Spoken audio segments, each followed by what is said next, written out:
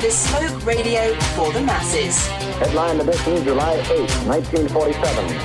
The Army Air Forces has announced that a flying disc has been found and is now in the possession of the Army. If the game is rigged, change the game.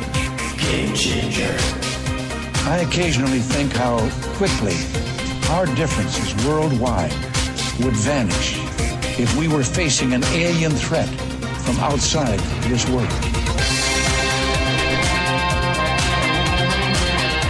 This is Fade to Black with your host, Jimmy Church, on the Game Changer Radio Network and KGRA, the Global Radio Alliance. I need your help to get to the year 1985. You're listening to Fade to Black with Jimmy Church on the Game Changer Network.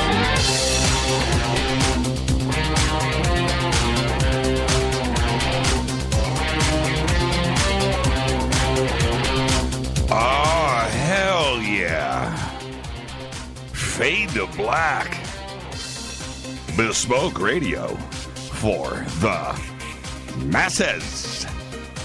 The last show of the year. Today is Thursday, December 29th. 364 days into the new year. Just 2 days left. And I would like to welcome everybody listening all around the world, all across the United States. Hither and thither, to and fro, back and forth, up and down, east and west, north and south, far and near. This is Fade to Black for KJCR, the Game Changer Network, and KGRA, the Planets. I'm your host, Jimmy Church. What is cracking, everybody? That's it. With that, this is our last broadcast for 2016. Pull up a chair, get a blankie, get comfortable, light a smoke, a heater, get a drink, pull up your blankie, and let's do this. Man, tonight, another Fadernight with Jon Rappoport and his No More Fake Newsroom. Live. And then it's open lines all night long.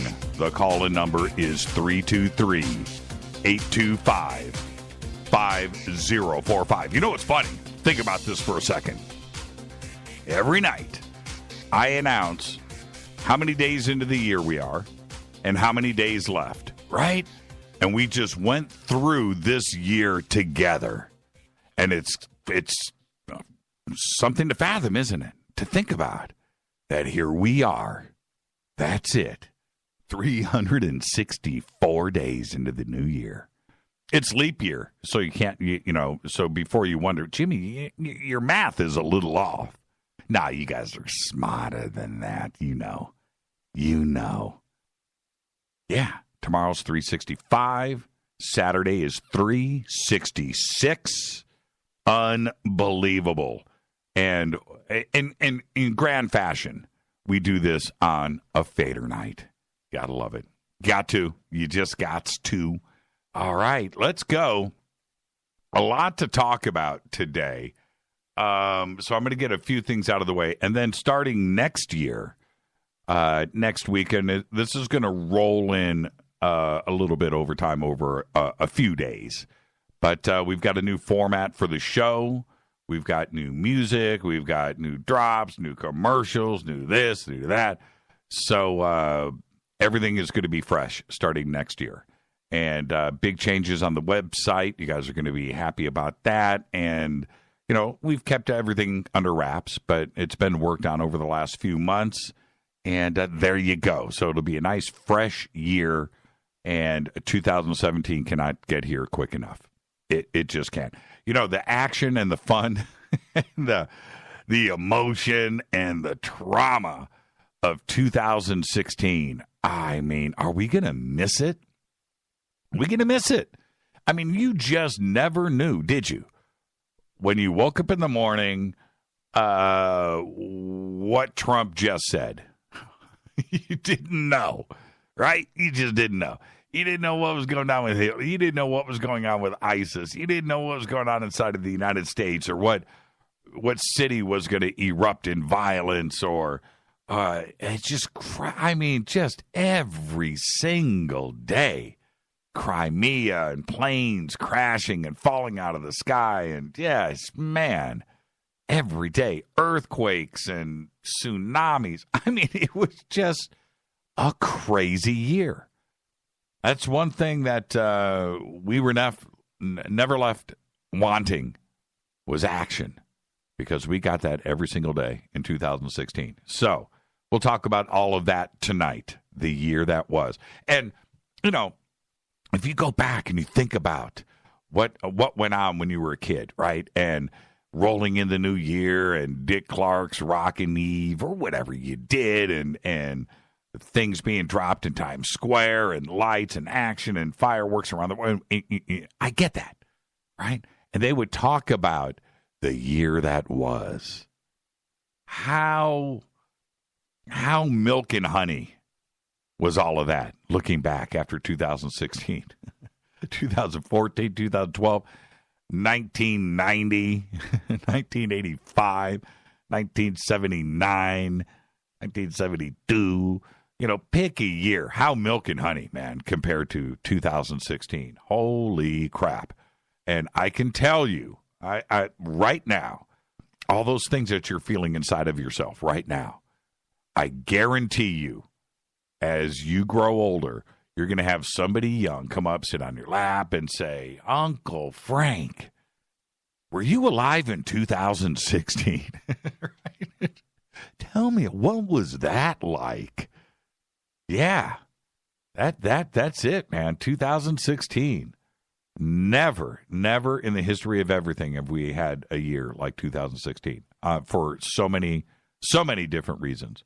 All good, all bad, right? And you can lean left, you can lean right. I'm not talking about politics. I'm talking about just in life in general, you know. Just whatever side you were on, you got a dose of it, is what I mean. Whatever it is that floats your boat, you got a dose of it in 2016. Follow us on Twitter at JChurchRadio. Simple enough. Email is jimmy@jimmychurchradio.com. On Twitter, the sandbox is hashtag F2B. We do not bite. Come over and hang out with all of us. Get yourself some Twitter, tweet deck, get an account, and get live, get active. I say this every Thursday night. It's the end of the year. Might as well do it and get this out of the way. Tweet deck is what we use. So if you're new to the show, you're just checking it out, and you're wondering why we keep talking about Twitter and what, I thought Twitter was just 140 characters, and I don't get it. No, get TweetDeck. Get it. If you have a Twitter account, cool. Okay, go to Twitter, download it, get TweetDeck. If you don't, get a Twitter account, then go and download TweetDeck. That's all you got to do. All right? When you open it up, you got a couple of things that happen. You're going to name a column up on top. You're going to name a column. Name one after you, whatever your Twitter account name is, right? The next column, hashtag F2B. That's the sandbox. And then you're off and running. And then just tweet to us and go, hey, hashtag F2B, how do I get this thing to work? Somebody help me. And one of the Fadernauts will come and assist you. And then your life has changed. All right. Like Life Change Tea. Happy holidays from all of our sponsors. Life Change Tea. GetTheTea.com. Promo code Jimmy. Click on the banner. And there you go. River Moon Coffee. Right there. Just go to JimmyChurchRadio.com. Click. They make the Fade to Black coffee. Fade to Black blend. F2B blend. 15% off of your order with that promo code. Studio Dome, the Fadernight special, promo code JCRTWS. That's simple. Click on the banner. Go and get it. It's an amazing Bluetooth sound system. Zyppah, ZYPPAH.com. Go click right now. Stop snoring today. Whoever you're sleeping next to, that noisy partner of yours, maybe you both do. Maybe you both are waking each other up at night. You know, you ever shake the bed, somebody's snoring, right? You know, and you just shake the bed real quick and they stop, right? You know what I'm talking about. You do it. Just get a Zyppah. All right. Conscious Life Expo coming up February 10th, LAX Hilton. Banners are over at jimmychurchradio.com. We're going to broadcast Friday night, February 10th. We've got events all weekend long. All of the speakers are going to be there. All of the great researchers, writers, experiencers, everybody's going to be there. February 10th through the 13th, LAX Hilton. Discount tickets, advanced tickets are now available over at consciouslifeexpo.com. Click on the banner at Jimmy Church Radio. All right, let's get the show cracking. Let's go. You ready? I am. Happy birthday to Jude Law, 44 years old today. Made the list, the movie AI. I say it every year. Jude Law, happy birthday. John Voight is 78. Midnight Cowboy, Ray Donovan. There you go. Mary Tyler Moore today is 80. Ted Danson today is 69. You know, Ted, cheers. I get that. But no, you know what? Go and check out the movie Loch Ness. That's a movie. Go check it out. Ted Danson, awesome in that movie. Offspring frontman Brian Dexter Holland today is 51. Now you know you're getting old when the singer for Offspring is 51. Catherine Monig today is 39. She plays Lena on Ray Donovan. Yeah, it's kind of weird. John Voight and Catherine Monig, you know, they have birthdays today. They're both on Ray Donovan. There you go. Probably partying together right now. And Danny McBride today, one of my favorites, is 40. All right. On this day in history, in 1989, a 20-year-old Christian Slater is arrested for drunk driving right here in Los Angeles, California.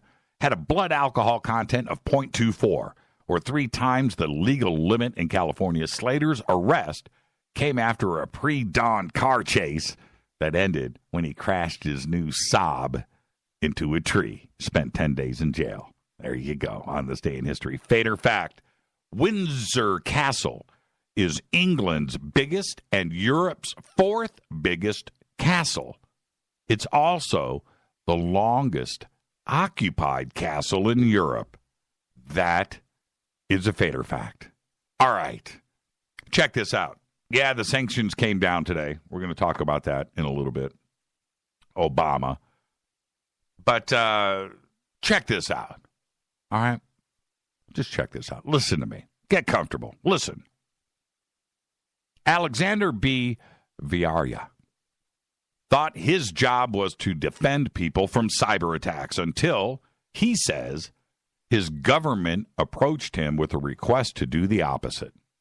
Now, Mr. Villarreal, 33, a bearded, bespectacled computer programmer who thwarted hackers, said he was suddenly being asked to join a sweeping overhaul of the Russian military last year. Under the new doctrine, the nation's generals were redefining war as more than just a contest of steel and gunpowder, making cyber warfare a central tenet in expanding the Kremlin's interests. He said, "Sorry, I can't." That's what he told an executive at a Russian military contracting firm who had offered him the hacking job. But he was worried about the consequences of his refusal. So he abruptly sought asylum and fled to Finland last year.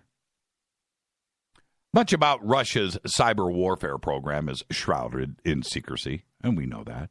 Details of the government's effort to recruit programmers in recent years, whether professionals, college students, or even criminals, are shedding light on some of the Kremlin's plans to create elite teams of computer hackers. American intelligence agencies say that a team of Russian hackers stole data from the Democratic National Committee during the presidential campaign. That was a major, major media event all year, this year.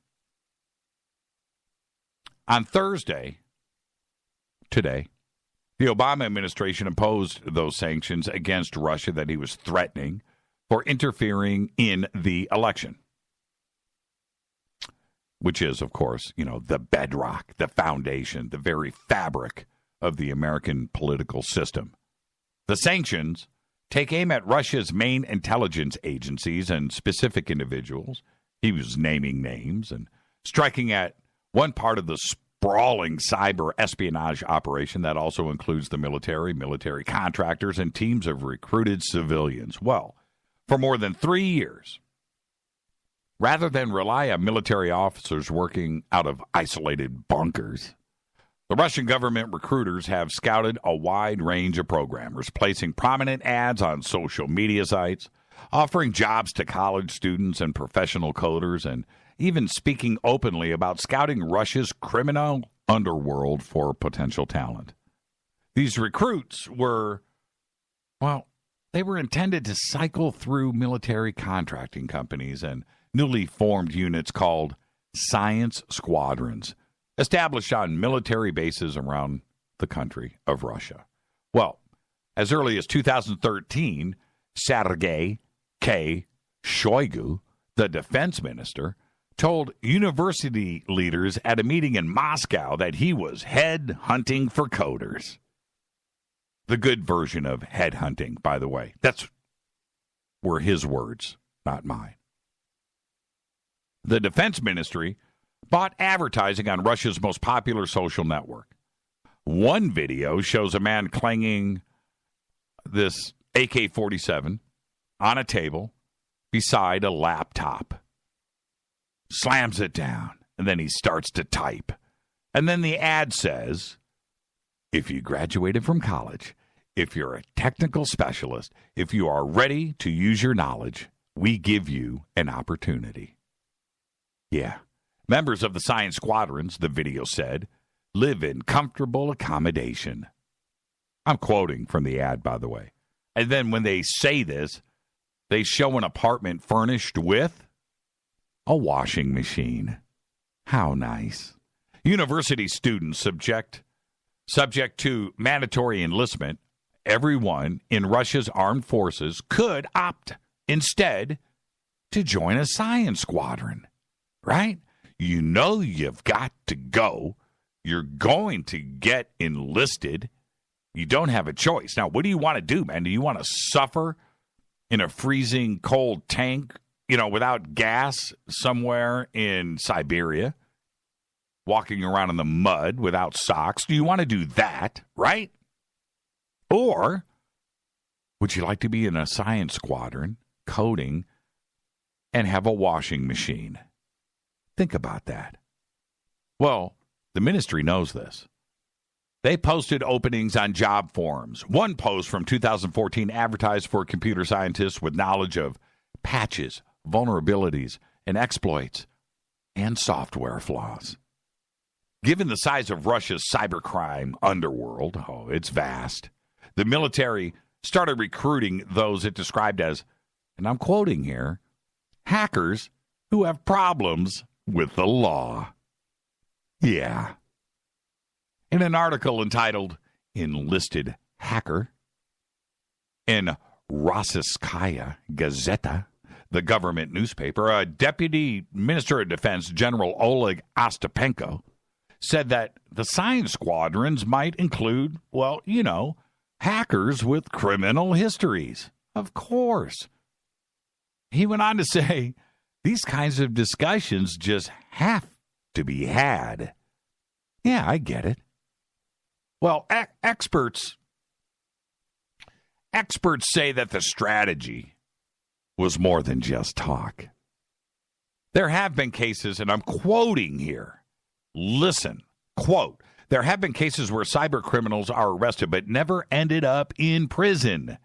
This was according to, are you ready, Dmitry Apopovich, the co-founder and chief technology officer of CrowdStrike, the cybersecurity company that first identified the group known as Fancy Bear. Yeah, you remember Fancy Bear, the perpetrator of the Democratic National Committee hacking, allegedly. One Russian hacker said that in 2015, he was invited to accompany Vasily Brovko, an executive at the military contracting company Rostec.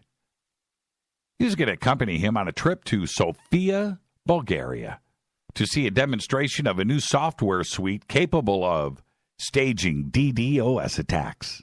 Yeah. I think he offered him a donut. The Bulgarians, demonstrating the software, briefly crashed the website of Ukraine's defense ministry and Slon.ru, S-L-O-N.ru, a Russian news website. Slon has confirmed that its site did go down inexplicably for about 2 minutes that day, February 5th, 2015. Now, Rostec strongly denied the hacker's account, saying that Mr. Bravko did travel to Bulgaria with the hacker, and I'm quoting here, but it was just to evaluate software for defensive, not offensive, cyber systems. But Russia is certainly not alone. We know that. We know that. Everything that Obama is accusing Russia of today, we are doing the exact same thing. Probably worse. So was China, so was North Korea, so was France, so was Spain, so is England. Canada is doing it. Everybody. Grenada. Everybody. Everybody is doing it. So here we are, right? Almost all developed, underdeveloped, second, third world countries in the world right now are creating offensive capabilities when it comes to cyber attacks. It's the world we now live in. Seriously, that's it. That's the end of the story. Right? Expelling diplomats, closing down compounds, more on that in just a bit. Seems a little heavy-handed. Should something have been done? Sure. Do you got to do something publicly? Sure. If it really happened, we don't know. I don't know what Obama was presented. I really don't much care, because you know that prior to him seeing that evidence and after he was seeing that evidence, they immediately went back to their Security Council meetings in some deep bunker in underneath the White House, discussing what they were going to do next and how they were attacking who and what they were doing and infrastructure here and there, whatever. Right? It's just what we do. Don't forget what we did to the centrifuges of Iran. It's what we do. American intelligence agencies, right now, including the National Security Agency, the NSA, have for decades recruited on college campuses. God bless them. In 2015, the NSA offered a free summer camp to 1,400 high school and middle school students, where they were taught the basics of hacking, cracking, and cyber defense. I'm not making this up. In Russia, recruiters have looked well beyond the nation's school system. They're a little more proactive in this area. Dmitry Artemovich, a physicist, was awaiting trial in a Moscow jail for designating and designing a computer program that spammed email users with advertisements for Viagra. Well, his cellmate told him that people incarcerated for cyber crimes could get out before trial in exchange for working with the government. Hey, they want to cut a deal. Well, now, what do you think happened to Mr. Artemovich? What do you think happened? Well, use your imagination, because the Russian government salaries are tiny. Tiny. Who would go and do that? You make more money being a criminal, right? Of course, we all get that. But if you do illegal cybercrime and you get caught and you have to go to prison for 8 or 9 years in Russia, well, you know what? The FSB is your best friend. They are. They're there to help you. Russian agencies were also in the market for surveillance and hacking software, so they went to the West for the best. In 2014, a Russian company called Advanced Monitoring, that has a license to work with the Federal Security Service, that replaced the KGB, bought iPhone hacking software from Italian company Hacking Team. Talk about them all the time, don't we? Now, this was according to, officially, invoices published by WikiLeaks. Hacking Team has since lost its export license. And I'm not making this up. At the top of all the Russian hackers is this group called Fancy Bear. And it was a nickname at first, right? Fancy Bear. Well, first known as Advanced Persistent Threat 28, the group has been active since 2007, but its abilities evolved to emphasize attacks rather than intelligence gathering after the military prioritized cyber warfare. They got hired. So it stepped up so-called faktivist actions that released stolen data through contrived online personalities like Guccifer2 and websites like DC Leaks. The group has been called Pawn Storm. You know, that famous chess maneuver, right? And then it was nicknamed Fancy Bear in 2014. This year, the group said, you know what? We want the nickname for our own. They took it, setting up a website called fancybear.net and started publishing hacked data. President Vladimir Putin has said repeatedly that most recently at his annual New Year's End conference that the information released in the recent Democratic National Committee hacks was more important than who was behind them. You gotta love yourself some Vlad. Putin ended the year with this statement. And I'm going to end my last rant with the same. He ended the year with this, and I'm quoting, "The main thing, to my mind, is the information the hackers provided. Democratic Party members and the Obama administration should not look abroad for someone to blame for losing the election. You need to learn how to lose more gracefully." End quote. You just got to love yourself a little Vlad on New Year's Eve. This is Fade to Black, and you are welcome. Coming up next, the one and only Jon Rappoport and his No More Fake Newsroom Live. This is our last show of the year, my friends. Fade or not. Our family, followed by open lines all night long. That number is 323-825-5045. Now sit back and get ready for the smooth tones of Jon Rappoport. I'll be right back.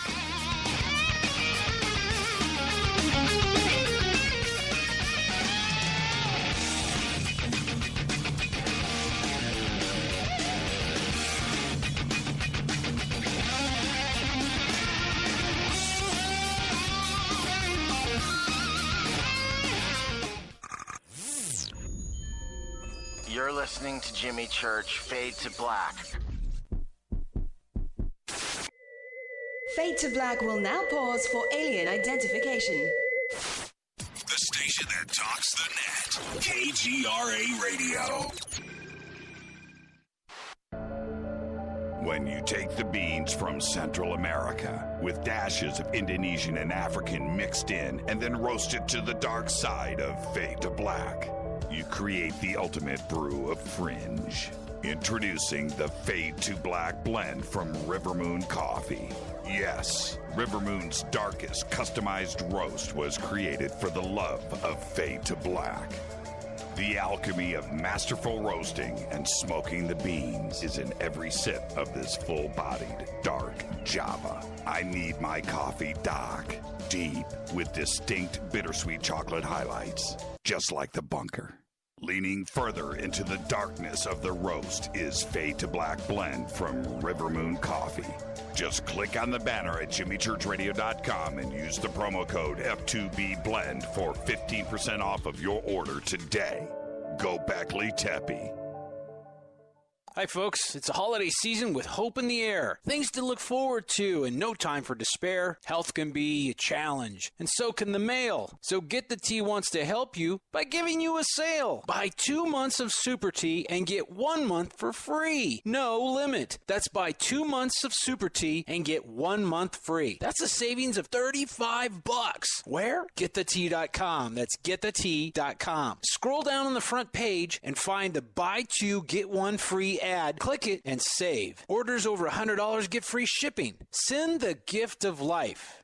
change tea at getthetea.com. We have many, many non-GMO organic supplements just waiting for you. This holiday season, enjoy health and Thanksgiving with getthetea.com. Want to call us? 928-308-0408. That's 928-308-0408. Getthetea.com is a proud sponsor of doing what's right. That's getthetea.com. 9 out of 10 geneticists agree. Fade to Black is not your father's radio show on the Game Changer Radio Network and KGRA, The Planet. Hi, this is Chase Klutsky with Fate Magazine Radio, and you're listening to Jimmy Church and Fade to Black on the Game Changer Network and the KGRA digital broadcast station where the Fadernauts rock. Hi, this is Rob Reiner from Anvil, and you're listening to JimmyChurchRadio.com. What's up? I'm Chris. What up? This is Kyle Manson. You're listening to Jimmy Church Radio.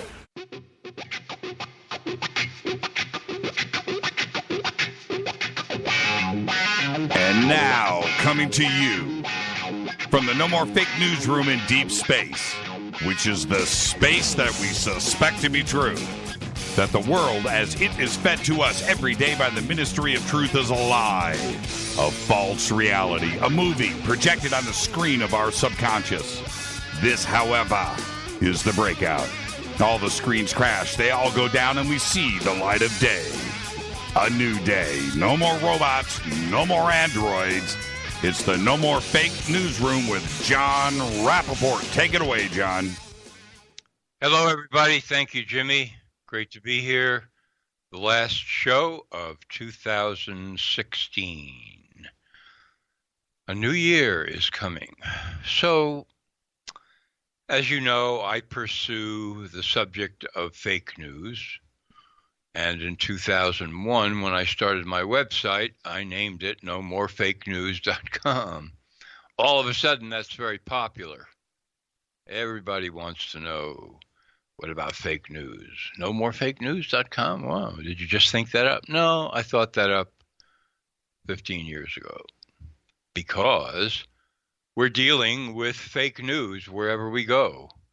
So tonight, what I want to do here is to take several stories from the mainstream and other places and show you the various types of fake news, the various types. And there are a number of types, but for example, we have omission that's leaving out vital information. We all know about that. I was aware of that in late 1950s when I was reading the New York Times. Hey, where's the rest of the information? Then we have something called the limited hangout, which I'll explain a little bit as we go along. Then there is the shutdown, which is a story is published, it's very explosive, and then the whole inquiry, the whole line of investigation is shut down and you never hear about it again. And then we have no connecting of dots. That's another form of fake news, where if you were to think about the implications of a story or a series of stories or some institution of government perhaps, you would see that there are many dots to connect, and then you would begin to connect them. But major media don't do that. They just leave the dots unconnected because it could be dangerous to their agenda if they did connect the dots. And then finally, we have complete censorship, shutdown in the sense of blackout. And just today, and it seems like this is legit, Matt Drudge tweeted that his site, the Drudge Report, one of the most popular news sites in the world, went down. That it was being subjected to distributed denial of service attacks from many angles and vectors and so forth. Now, I did not see that happen. I go to Drudge a couple times a day, maybe more, just to see what's happening. I was not shown a page that was, blank or some message on the page. But apparently, Drudge tweeted this earlier today, that his site went down. We also have a report that RT went down, Russia Today. I don't know if that's the case either, but there are statements from a number of quarters that they did go down for a while. That would be blackout. We don't want people reading these sites. We don't want to hear the point of view of these sites. And if Russia Today did in fact go down, that would be very interesting, because we're right in the middle of a whole lot of stuff having to do with the U.S. and Russia's response to the U.S. government saying 35 of your diplomats in the U.S., aka intelligence agents, have to pack up and leave the country and go home. And then Russia retaliated by saying, well, we're going to kick out some American diplomats. And then there's the question of the Russian plane that was destroyed the other day, and where was that coming from, and who really did that? Was this a covert op? And the president, the current president, seems intent on stirring up as much trouble as possible between the U.S. and Russia in the dying days of his presidency. So if indeed RT did go down today, it would be interesting, to say the least, a way of censoring what Russians would have to say about the escalation of the conflict between the American government administration and the Russians. Okay, so that's that. Now, what about leaving out vital information?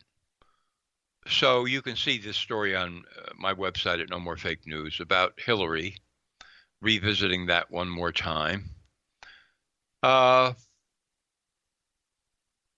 of charges that fake news destroyed her campaign and lost her the election. It was Putin, it was the Russians, it was James Comey, the head of the FBI, it was WikiLeaks, it was all sorts of people, but ultimately the main story is it's the Russians, and the Russians are connected to Putin. That's who hacked the election, whatever that means.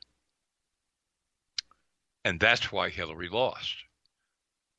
So major media are in a desperation mode to try to find somebody to blame, or somebodies to blame, for the loss of the election by Hillary, the candidate that they obviously were supporting hammer and tong all the way to election night.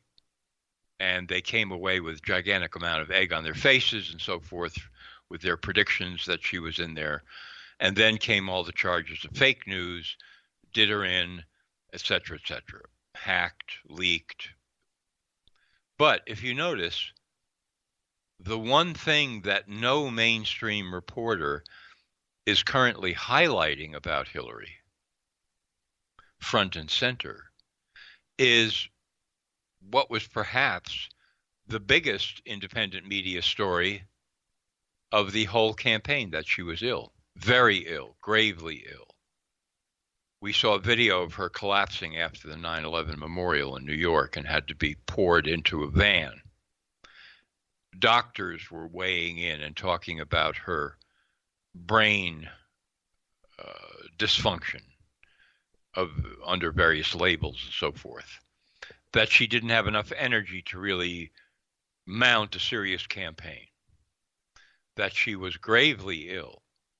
That story had tremendous legs for a while, and it drove a lot of people away from supporting Hillary Clinton. But now, amidst all the charges and reasons that are being given for her having lost the election, you do not see that placed, presented front and center and highlighted by major media. Not one reporter is doing that. Not one reporter is calling that fake news. Why not? Why not? What is being omitted from that story? Well, obviously what's being omitted is the understanding that if this business about Hillary being extremely ill is dragged out in front of the public again in any form as the reason for her main reason for her losing the election, then we're going to have everybody weighing in on it again. That's what's going to happen.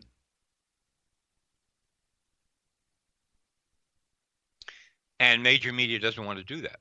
They don't want to bring this all up again because they realize how dangerous it could be, because there are many medical MDs who are quite willing to describe her symptoms and what's happening with her in dire terms, and they would do it all over again if the issue were brought up. So better to leave it in the closet. And this is not just accidental, because as I say, no mainstream reporter is highlighting the issue of her illness front and center now as a, quote, fake news piece of lying that sank her campaign. Not happening. That means that there are talking points in the major media that are permitted. It means that you're permitted to say Putin did it, the Russians did it, WikiLeaks did it, James Comey did it, et cetera, et cetera. Those species of fake news lost her the election. Those are legit, in heavy quotes, talking points for major media. But her illness, no, that has to be omitted. Cannot bring that up again seriously and call it fake news because of the firestorm that will be set off once again, just as it was about 4 or 5 months ago. So there is where leaving out vital information makes something fake news. Okay? Now we have the limited hangout. That's an intelligence agency term. And what that means is that a story is published in major media or broadcast exposing some kind of a scandal, but only part of the story is being told. And the attempt is to kind of do a mea culpa and say, yes, there was a time when people made very bad mistakes and did things that were wrong and so forth, and here's what they did, and we're exposing it. But that's the beginning and end of the story, and we don't have to go through that. We certainly don't have to investigate it seriously over a period of months or even years and bring the criminals to justice. No, we're going to do a limited hangout. We're going to say, mea culpa, yes, it was bad what happened. Bad people, well, we don't know if they're bad people. They made mistakes, serious mistakes, and we're exposing what those are. But that's all. That's the end of the story. We're not going to go further. And I'm going to read you a few quotes from the article that's up on my website about this so that you can see how this begs for much deeper investigation. And this is a quote from the limited hangout in the Washington Post on 9/4/13. The administration of Ronald Reagan and George H.W. Bush authorized the sale to Iraq of numerous items, including poisonous chemicals and deadly biological viruses such as anthrax and bubonic plague. And they are talking in that Post article about a time period between 1985 and 1989. The article was written, of course, years later, 9/4/13. Poisonous chemicals, deadly biological viruses shipped to Iran from the U.S. It goes further. Between 1985 and 1989, a U.S. 501c3 firm, American Type Culture Collection, sent Iraq up to 70 shipments of various biowar agents, including 24 strains of anthrax. Wow. And then here's the capper, or one of the cappers. Between 1984 and 1989, the CDC, you ready for this? Centers for Disease Control, sent Iraq at least 80 different bio-war agents, including botulinum toxoid and dengue virus, etc., etc. The CDC, whom we're told that we must trust in every way possible because they would never lie to us about the safety of medical drugs or vaccines or any of that, because they're a stand-up, upright federal agency that only is concerned for people's health, really, sent Iraq at least 80 different bio-war agents, including botulinum toxoid, dengue virus, etc., etc., etc. Okay. Now, from an article by William Blum, B-L-U-M, 1998, in the Progressive magazine, this goes even further. A larger number of American firms supplied Iraq with the specialized computers, lasers, testing, and analyzing equipment, and other instruments and hardware vital to the manufacture of nuclear weapons, missiles, and delivery systems. Computers, in particular, play a key role in nuclear weapons development. Advanced computers make it feasible to avoid carrying out nuclear test explosions, thus preserving the program's secrecy. A 1992 Senate hearing implicated Hewlett-Packard of Palo Alto, California, among others, who sent these elements and instruments to Iraq. Hewlett-Packard sort of denies that. They claim that they never sent anything like this to a dangerous military agency in Iraq. Wall Street Journal says they did. Nuclear. We're talking nuclear now. So this is quite a fantastic story.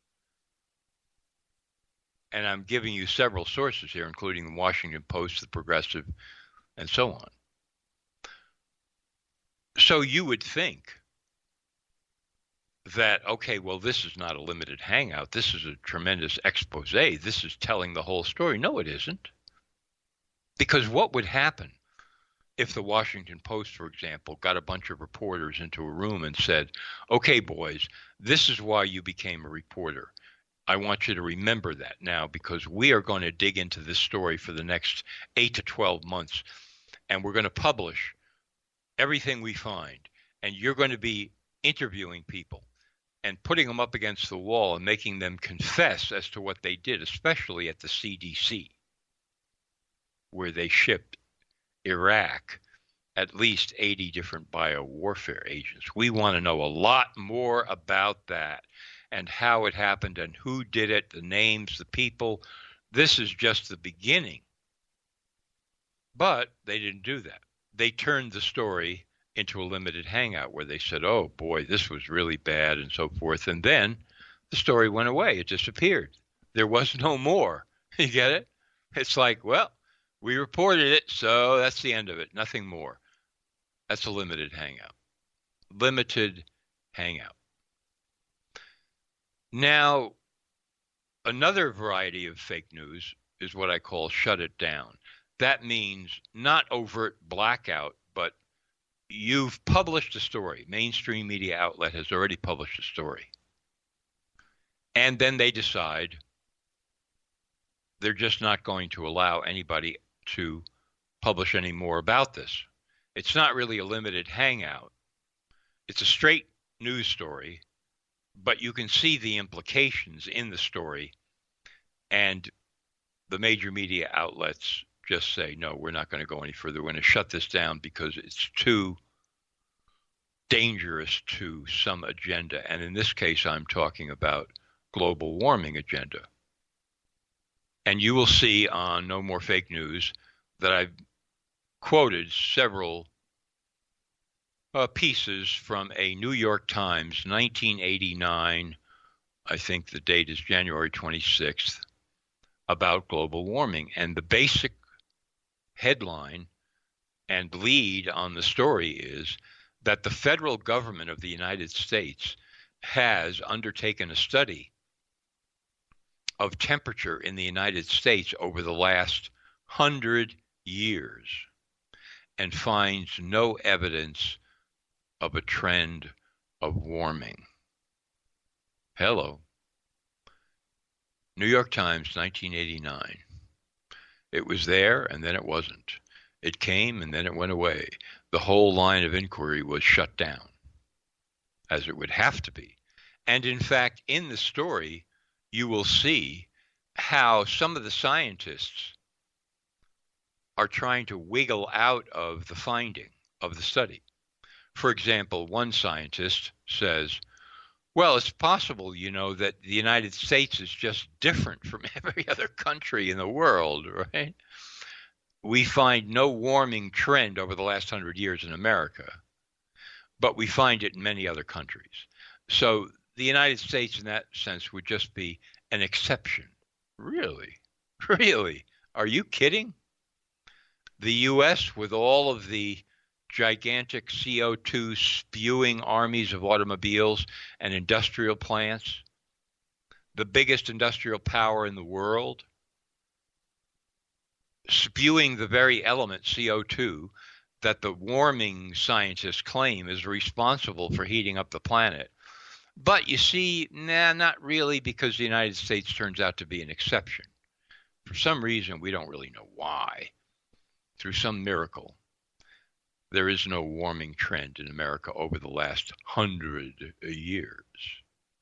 And then also embedded in the article is a wonderful thing where one of the scientists says, well, look, because the United States does so much industrial production, there's all kinds of dust in the air, and these are combined with other elements to form liquid droplets in the atmosphere, and those droplets reflect back the heat from the sun, therefore cooling the United States, and that's why the U.S. shows no warming trend over the last 100 years. Really?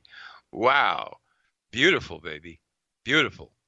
So I ask in the article, and I would repeat the question, but these liquid droplets, they don't trap heat down on the Earth, right? In other words, heat that is rising from the Earth's surface is not being trapped in the same way and reflected back down that heat from the sun is reflected back up by these liquid droplets. So the magic droplets only operate in one direction. That's quite incredible. Quite incredible indeed. Yes, indeed you do. Right? So there is much hoax in trying to backtrack and explain what is a straightforward report on a study. No warming trend in America over the last 100 years. So what are they going to do? They're going to shut it down. They're not going to go any further. That's what they're going to do. They're not going to permit further investigation into this study. They're not going to make it into a big deal and hammer on it every week, every day to prove that all the experts are wrong. No. They're just going to exit out. Here today, gone tomorrow. Similar to a limited hangout, but this is not a mea culpa. This is not, oh, people did horrible things. This is just a report on a government-funded study, a major mainstream study about global warming. Okay, and the last thing that I want to briefly discuss here, another type of fake news, is not connecting the dots.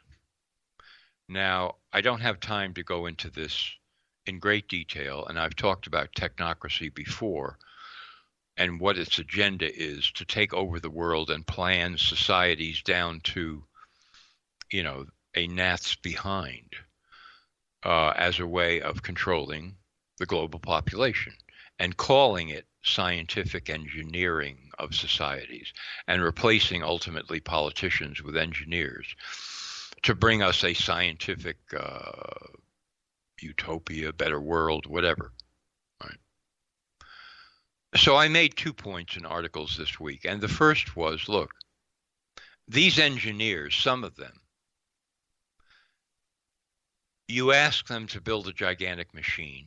They work for a company, so they understand what that involves. They get the parts of the machine built. and integrated and put together, and it's not easy. It's very difficult. The specs have to be very, very tight.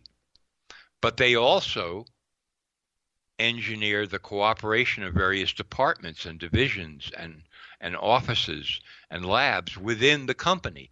That's also looked upon as an engineering feat to be able to do that, you see. And so these engineers have a propensity, and this is where I'm beginning to connect dots, to the point, let's say, where they would equate society with a gigantic machine.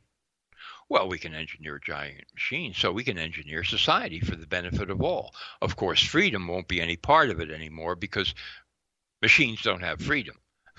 But everybody will be happier and things will be much better, and all resources and so forth will be carefully monitored and doled out, and there won't be any more free enterprise or market economy. That's all going to go away. Right? Because society is like a machine. We can engineer a machine, so we can engineer society. So they just see it in the same way. And the other major dot that I want to connect here is that technocracy totally is based on the idea of scarcity. That there is a scarcity of everything that's important on the planet, everything vital, and therefore people cannot live freely. These elements and resources must be doled out in proportion, consumption limits, quotas, et cetera, and I don't have time to get into this in great detail here, but suffice to say, if these people, these engineers, actually started out from the other end and declared that really what we're looking at here on this planet is vast abundance of all resources, vast abundance, and the capacity, as Buckminster Fuller once said, to do more and more with less and less. That technology over time learns how to produce more and more using less and less material and less energy. That is overlooked completely. Scarcity must be the watchword, never abundance. And that is the fundamental flaw and the criminal approach of the technocrats. Those dots are never connected in the mainstream. All right. Just about out of time here. So once again, Happy New Year to everybody that's listening, that has been listening, to Jimmy, to Rita, to all of you. And we'll see you in 2017. Jon, you are a gift to all mankind. Thank you for everything that you have done for us this year. It's been a fantastic ride. Have a great time with friends and family this Saturday night. Knock one cold one back for me and hoist it up and to friends. Okay, it's a deal, Jimmy. It's a deal. Thank you so much for your support. It means a great deal to me. And it right back at you. Okay, and that's what is most important here. It's friends, family, and the truth. So go and tear it up. Just don't get arrested, okay? And then we'll see you. Okay, we'll see you right here next Thursday. Thank you so much, Jon. Thank you. Jon Rappoport, everybody, and his No More Fake Newsroom Live. His website, nomorefakenews.com, is where you need to start off your day every single day. Jon Rappoport. All right, here we go. 323-825-5045. Our last show, our last Fadernight of the year. Happy New Year, everybody. Let's get these phones lit up. Let's do it. I'll be right back.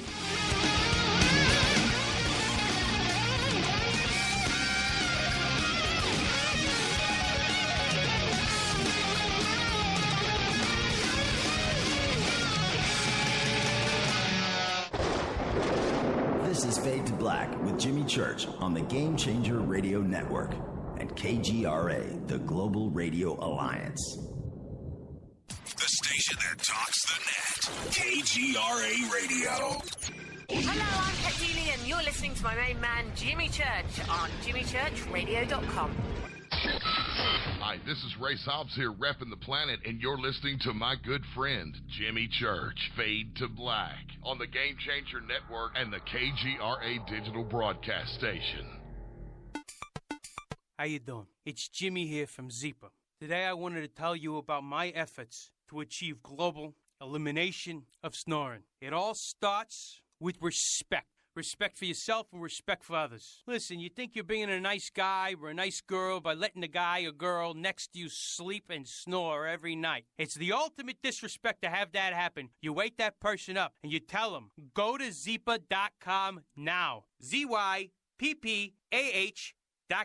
We're not going to tolerate this, all right? Snoring is not okay. Someone next to you is snoring, you tell them to buy a Zyppah. ZYPPAH.com.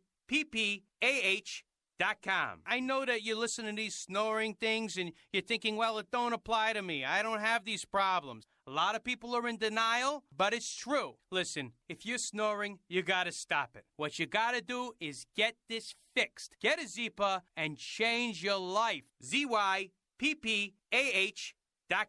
This is Toby Kebbell. You're listening to JimmyChurchRadio.com. Don't hurt me, Jimmy. I'm only little. Hey, I'm Adrian Grenier. And this is Ari Gold. We're of the Honey Brothers. Well, yes. We are of the Honey Brothers. Hey, I'm Adrian Grenier. And I'm Ari Gold. We're the Honey Brothers. And you're listening to Jimmy Church. The Revolution. What's up, Fadernauts? Studio Dome loves Fade to Black and the F2B audience so much that they have put together the ultimate stereo Bluetooth system. They've done it just for you. Man, check this out. The Studio Dome SBB2 stereo system is here. It's featuring two Studio Boombox 2 SBB2 wireless Bluetooth speakers, packed in its own custom hardshell case. This Studio Dome system features the very latest in stereo Bluetooth technology. The two full-range boomboxes are in true wireless stereo. You've got to hear this. It's amazing. It's just $129 and use the promo code JCRTWS and you'll also get free shipping. It's simple. Just go to JimmyChurchRadio.com, click on the Studio Dome banner. Go Beckley Tepe. This is Micah Hanks of the Gralien Report, and you're listening to Jimmy Church on Fade to Black, across the globe on the Game Changer Radio Network and the one and only KGRA Radio, The Planet.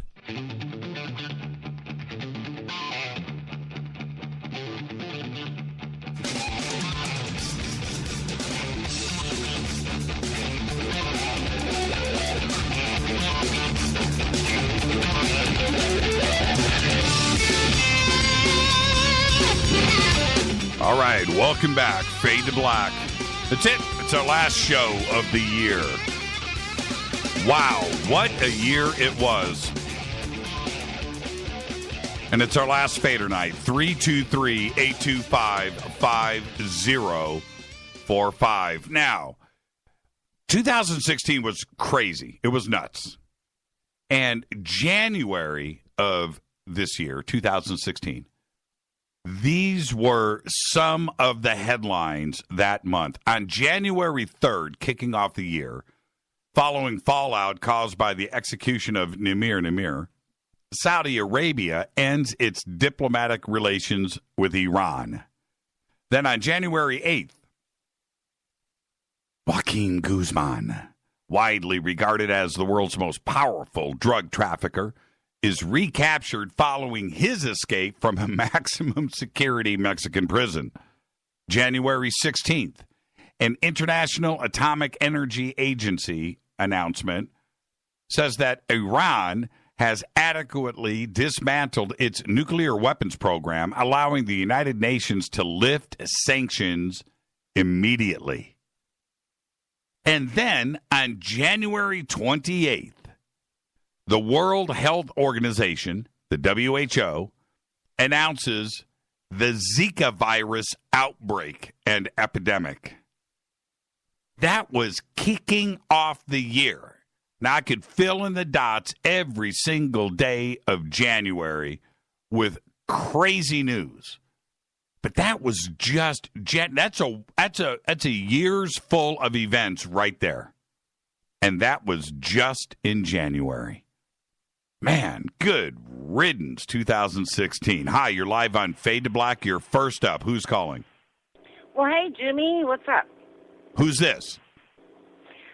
Bev. Oh, hey, Bev. Happy New Year. I see you guys are already knocking it back. Go Beckley Tepe. Yep, we sure are. Go back at you. Oh, man. See, you can't even say it, so that's good. Well, it's only my second drink. Well, it only takes me 2, so there you go. So you're there. You're there. You have arrived. All right, Bev. Happy New Year to you. And since we're kind of looking back at 2016, what was the craziest headline of the year for you? What stands out? In a couple of years, when you look back to 2016, what is it going to be? The crazy election we had. Yeah, that's going to stick out. You know, and I have to say, I went through, I'm not going to do this tonight. I'm just going to let this alone. But today, I went through about 200 tweets from Donald Trump, right? The crazy stuff. And yeah. I could not believe, I've forgotten 99% of it. They were just all so crazy, and one topped the next one. And it blows my mind. It blows my mind that we were subjected to that. You know, he's going to be sworn in. He's going to be our president. We have to support him, and no big deal, right? Okay, we move on. We're Americans. You know, it's time to put on our big boy pants and just ride this out. You know, hey, it could be great, right? Okay, we have that. Right. We have that hope every time, we get a new president. So here we are. All right, so be it. But I got to say, I could not believe those tweets. I couldn't believe it. I started to watch video clips, and then I was like, you know what, I'm done. I'm just done. But, yeah, crazy year for us. But Happy New Year, Bev. What are you guys? It's been nuts. What are you guys going to do Saturday night? Oh, stay home and drink. Okay, yeah, stay home, drink, and be safe. You know, that's a guarantee. You know, and you won't go through a DUI checkpoint if you stay home and drink. Ain't nothing wrong with it. Ain't nothing wrong with that. That's being an American right there. Yes, we can have more fun staying home than we could going out. Bev. Because going out is where all the crazies are. That's right, Bev. Listen, seriously, have fun tonight. Enjoy the rest of the show. Give my best to Bob and clank a couple glasses for me, okay? All righty, I'll do that. Thank you so much, Bev. Be safe. I love you, Jimmy. Love you back, Bev. Bye-bye. Bye-bye.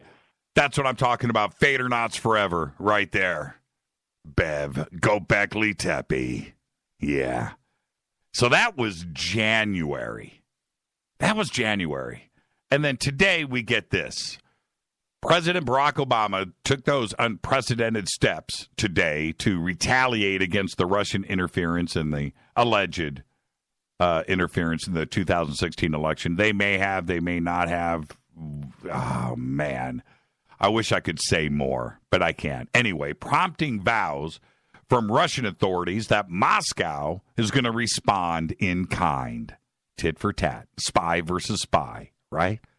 Well, the administration described Russia's involvement as, and I'm quoting, significant malicious cyber-enabled activities, unquote, and sanctioned 4 Russian individuals and 5 Russian entities for what it said was election interference. The administration also warned 35 Russian diplomats that they need to leave the country now. They have 72 hours to pack up and get out. 2 Russian compounds are also being closed. One of the compounds is a suspected spy base located in Maryland. The State Department would shut down the facility along with another one in New York.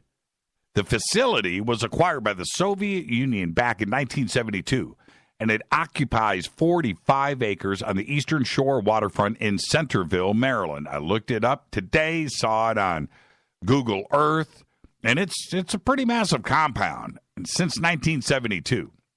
And the questions that I have, right after they vacate, how well are they going to clean it out? I mean, they've been there since 1972, right? Are they going to forget something? It better have all kinds of stuff in it. It better, right? It has to, just like our compounds in Russia throughout the Eastern Bloc countries. Russia swiftly responded to the actions earlier today. Russia will respond to any hostile steps that the United States may take in response to allegations of hacking during the 2016 election. And this was according to the official representative for the ministry. Russia Foreign Ministry spokesman Maria Zakharova said similar steps will be taken in response to the expulsions. Though she did not immediately provide further details, Dmitry Peskov, a spokesman for the Russian president, Vlad Putin, told reporters there is, and I'm quoting here, no alternative to reciprocal measures, adding that Putin is in no rush to make a decision, end quote. There you go. I'm not too sure, and I said something alluding to this earlier. I'm not so sure what evidence, that Obama was shown, right? Something that was so convincing that these statements and these actions had to take place. I don't know why this stuff isn't done in a little more quiet manner, because we're guilty of the same thing. And I'm sure, it's hard to... How do I say this correctly, man? It's really hard to tell your kids not to speed on the freeway when they're sitting in the car when you're doing 15 miles an hour over the speed limit, right? Or, changing lanes without turn signals. California turns on a stop sign. And you're telling your kids the opposite. You're guilty of the same thing. Well, it's kind of the same thing here. We know that this is what is going on. And this seems pretty radical. Now, then we have the flip side. This is done days before Obama is out of office, right? Days, man. January 20th, right? So is this some kind of thing? Because it seems that Obama had one of the most quietest and I don't know how to say this right. I don't want to offend anybody. Just timid presidency for 8 years. Timid. Right? Didn't really stand up for anything. And then all of a sudden, this happens. Why didn't it happen 4 years ago? Why didn't it happen 5, 6? Because all of this stuff that he's accusing Russia or anybody else of has been going on for a long time. And that's really the end of the story, isn't it? So you've got to line this up right now. Just like any other president, when they come in and Trump is going to do the same thing, they're going to, show their strength and so forth, and start to flip a lot of this stuff over. And they're going to say, okay, you're out of the penalty box. You don't have to stand in the corner anymore. And everything gets back the way it was. It's going to happen nearly immediately. So why do it? Why do it at all? Why the saber rattling? And that's my point. You go timid for 8 years and then a couple of weeks left in office doing something like this. And okay, so 35 of these reps have 72 hours to get out. Does that mean that this compound in Maryland and the other one over in New York, and the one in Maryland, man, it's massive. You should see this house, man. It's cool. It's a nice setup, and it's painted red, by the way. Really cool. Does this 72 hours apply to this compound? They have 72 hours to pack up all of that eavesdropping electronic surveillance gear and all of the, man, really? Seriously, the stuff that must be in the walls and just on the roof. Man, think about that for a second. So do they have 72 hours to do this? I'd like to know. Or is that going to be extended? And will they be out by January 20th? Right? You know how it is. You just kind of take your time, right? Take your time packing the boxes. We need some more time. I would. All right. So there you go. All right, 323-825-5045, the last show of the year. So then, 2016, February rolls along. February 7th, North Korea launches a long-range rocket into space, violating multiple UN treaties and prompting more sanctions, if there could be anything applied, from around the world. And then February 12th, Pope Francis sign it's the first time that the Catholic and the Russian Orthodox churches spoke, met, or did anything since their split in 1054, 2,000 years ago, or 1,000 years ago. Unbelievable. That was in February. It was just a crazy year. Now, and another thing, as I go through 2016 tonight with all of you, I am not going to mention politics once. I haven't done it so far. And that's how nuts 2016 was. So I went through all of these crazy headline, man, and the nuts stuff. And I took out so much and just left some of this cool stuff behind, but no politics. Right? And Bev just said that the one thing she's going to remember about 2016 was, the election. Of course. I get that. Now, on top of that, today we had this announcement. And this is seriously out of the "it's so crazy, it just might work" file. Amazon is working to create a giant blimp-shaped warehouse, and then they pluralized it, that would fly at 45,000 feet and use guided, unmanned aerial vehicles to deliver products with precision. And this is according to their very own patent that was filed by the company that was approved in April of this year. And I'm going to get to April in just a second. The United States patent number 9,305,280, filed by Amazon Technologies, Inc., for aerial fulfillment centers, warehouses in the sky, being held up by blimps. Now, the patent drawing was posted over on our Facebook radio page, and you can go check it out there. The warehouse blimps, designed to permanently float, was submitted on behalf of investors Paul William Berg, Scott Isaacs, and Kelsey Lynn Blodgett, and granted on April 5th. The information only came to light this week. It's one of the craziest things ever, and it just might work. According to the patent's abstract, the blimps would employ UAVs that behave much like guided bombs. That's right. I'm not kidding. Free fall to deliver products to its customers using gravity to propel them downwards at an angle using hardly any energy at all, adjusting course with just minor aerodynamic shifts. This is one of those things that you just can't make up. One of the craziest things for 2016, and I'm serious, somebody is going to sit on your lap in 10 years and go, dude, really? Auntie, were you alive in 2016? Because then March comes along, March 14th. The ESA and Roscosmos launch the joint ExoMars Trace Gas Orbiter on its mission to Mars.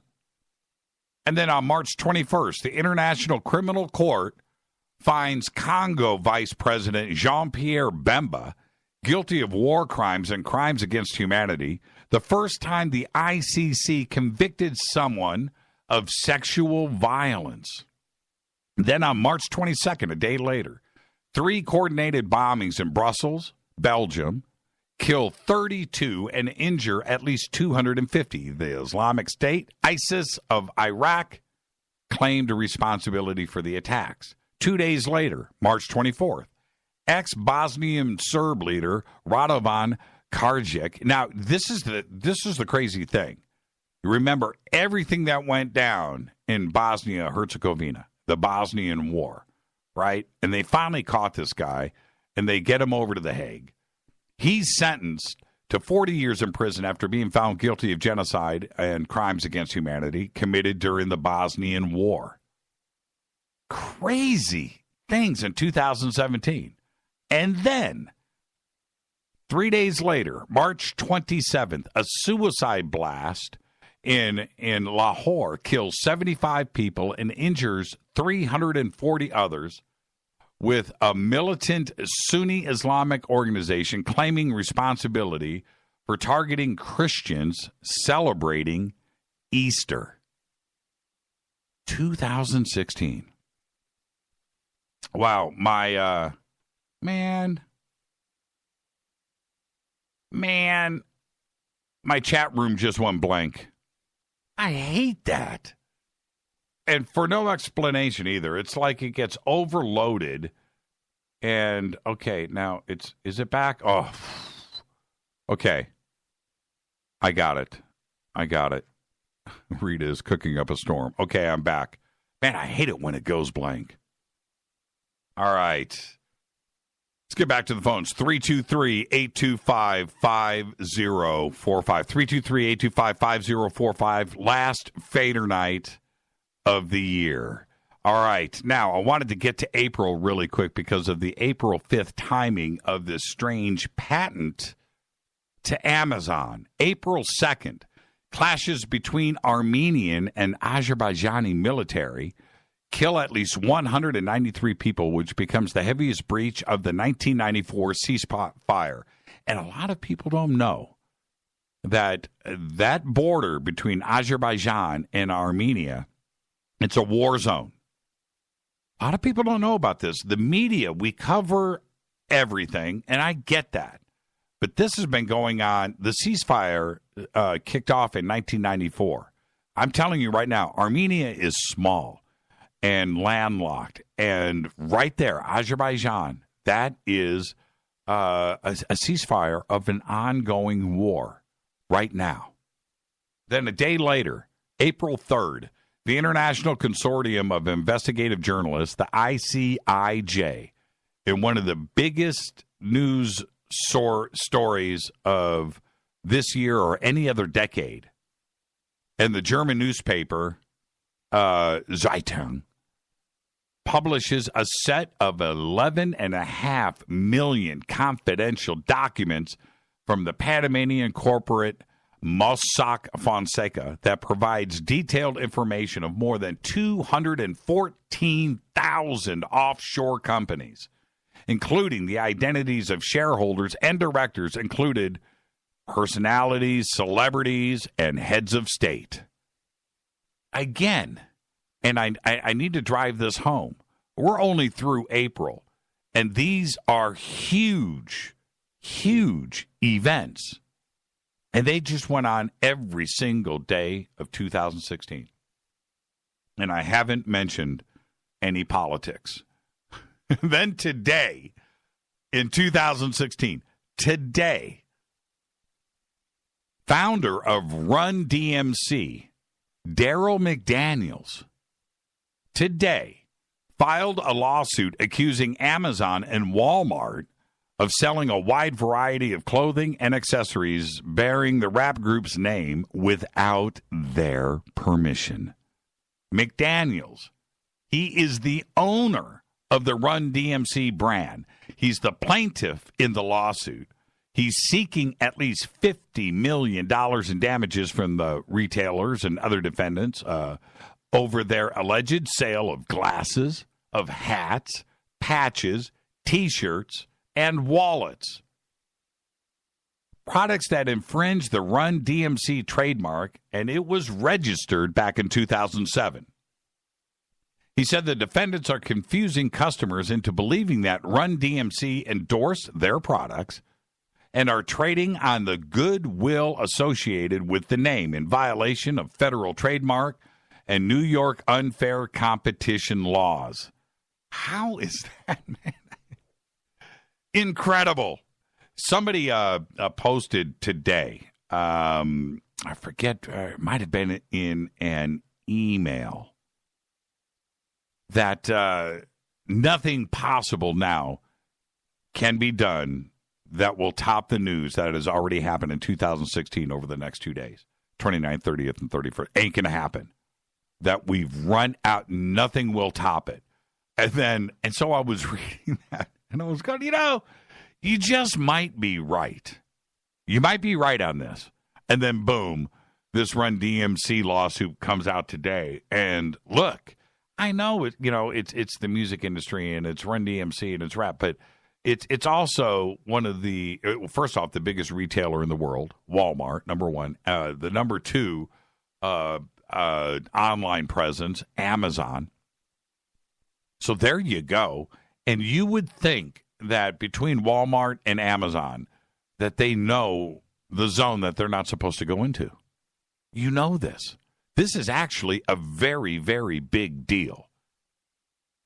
And for McDaniels to stand up for what is right, that's one thing. Is it David against Goliath? It absolutely is. Does he have enough money to pay for his attorney? Certainly he does. Is he going to go bankrupt in this? No. Is it going to get settled out of court? Yes. But it also sets an example. This is actually a very, very, very big court case, and I'm glad that it was filed. But that's what I'm trying to say about 2016. We're going out like this. It's been an absolutely crazy year. All right, I wanted to get half of the year done before this break, and then I'll get to the phone calls. So let's jump into the 5th month of 2016, which is May. May 19th, Egypt Air Flight 804 crashes with 66 people on board over the Mediterranean en route from Paris to Cairo. Then on May 30th, former Chad President Habré, you guys remember this, is sentenced to life in prison for crimes against humanity committed during his tenure from 1982 to 1990. But what made this most important is that this is the first time an African Union-backed court convicted a former ruler of a country anywhere in Africa. And that was on May 30th. What a crazy year 2016 was. Absolutely insane. Let's take a break right here. This is Fade to Black. I'm your host, Jimmy Church. It's the last Fadernight of the year. 323-825-5045. 2016, the year that was. We're rolling in 2017. 323-825-5045. I'll be right back.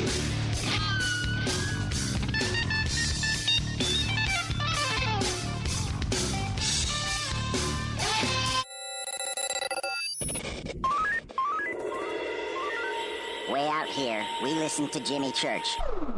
You're listening to Fade to Black. Always on the edge of the hottest alternative talk. Jimmy Church with Fade to Black. KGRARadio.com. ¿Qué tal, mis amigos? Yo soy Mario Carson, el tiburón, y los invito para que escuchen a mi buen amigo Jimmy Church Radio. ¡Claro que sí! You get a Zeepa. You get a Zeepa. You hear me? What's the name when you snort? It's Zeepa. Zeepa. It's the thing we're craving for. It's Zeepa. Zeepa. You can't sleep all night. Zeepa. Zeepa. And wake up feeling right. It's Zeepa. Zeepa. Makes me love my husband more. 'Cause he no longer snores. Zeepa. Zeepa. It's Zeepa. Zeepa. Zeepa's different than any other device because it actually works. A lot of these other devices, they just bring the jaw forward. That's it. However, the thing that makes Zeepa different, it stabilizes the tongue, basically, with this elastic band. But right here, Jimmy's telling you that this is a unique device. Go to Zeepa now, buy it, and stop the snoring. Get a Zeepa, ZYPPAH.com. Zeepa.com. That's ZYPPAH.com. Oh, fall. My favorite time of year. Cooler temperatures and, well, let's be honest, layers. Lots and lots of layers. Look, I get it. We all have that favorite hoodie. Matter of fact, I've got a few favorite hoodies. You should wear yours. Enjoy it. I do. But I stay focused on my health year-round. And for me, I take Nature's Youth RSF from nature'syouth.com. Nature's Youth RSF from nature'syouth.com. I eat right, control my portion sizes, Still maintain a commitment to regular fitness, and I get plenty of rest, and I take Nature's Youth RSF. It's okay to cover up your beach body for a few months, but don't just forget about it. Nature's Youth understands exactly what it means to provide top-quality health products, and Nature's Youth customers not only improve their health, they know they're also providing their body with the right nourishment to maintain peak performance levels and fight the aging process. So layer up and get started today with Nature's Youth RSF. naturesyouth.com. Simple to use, even simpler to order. Go to naturesyouth.com. That's naturesyouth.com. You are listening to Fade to Black with Jimmy Church on the Game Changer Network.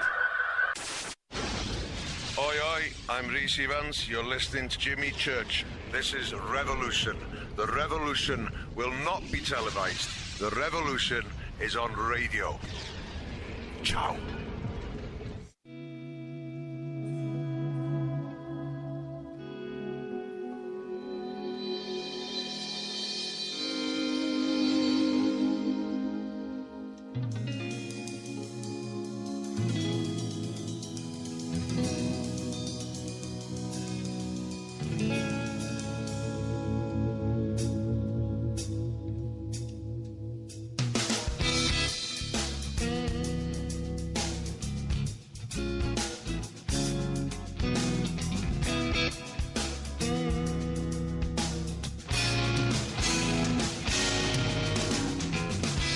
All right, welcome back. Fade to Black.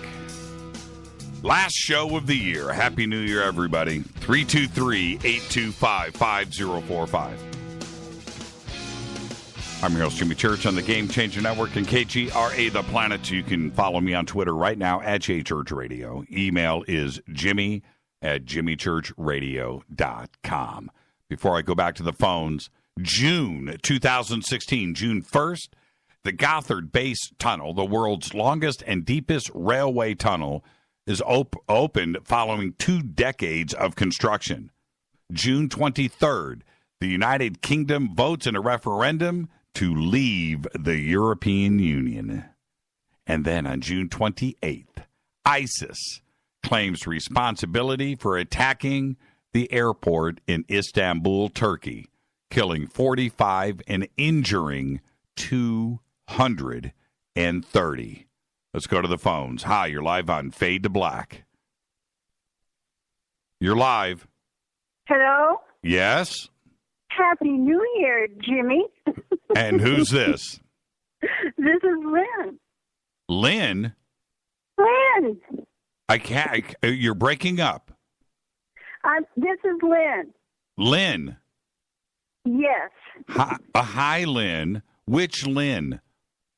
This is Lynn May. Lynn May.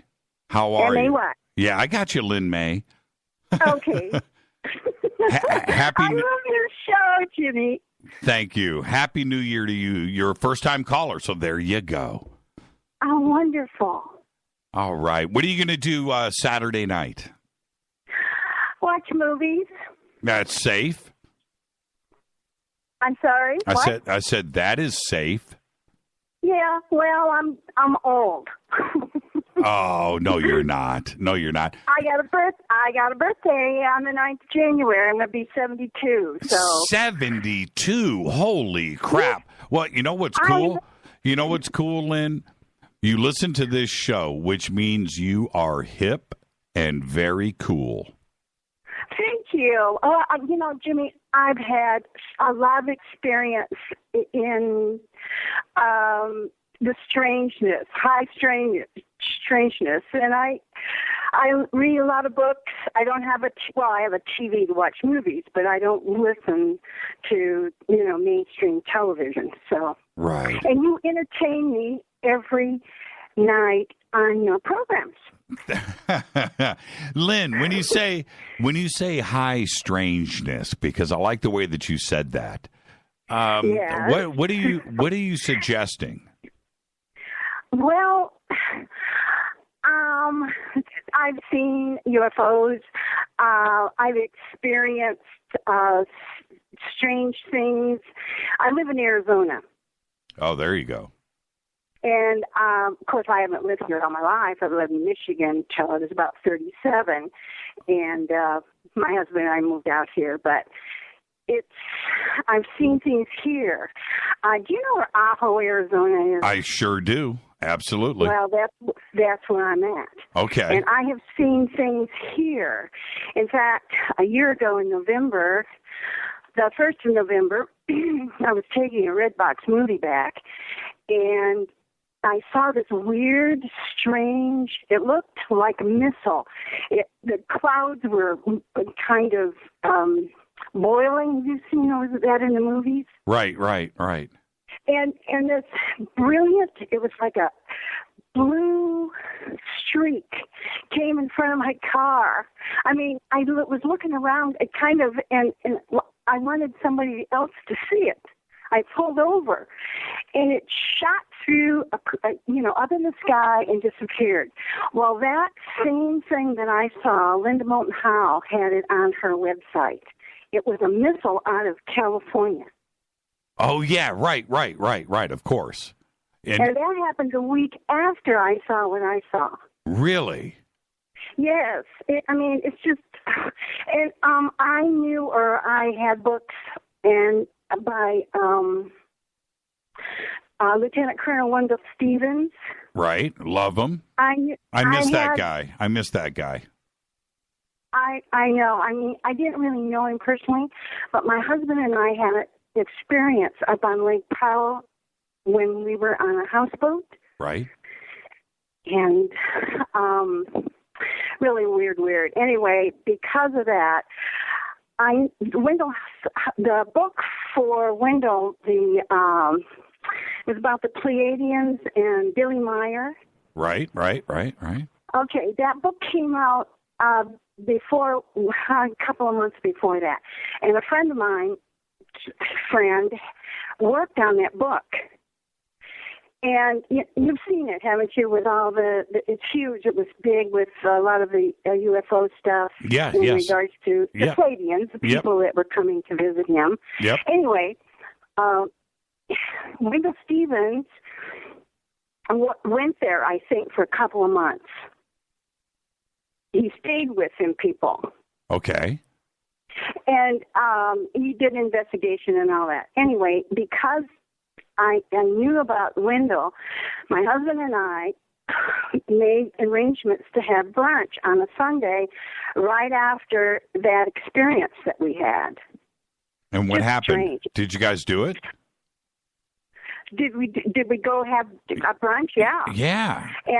And then I bought a couple of books of his and about the Iargan experience and the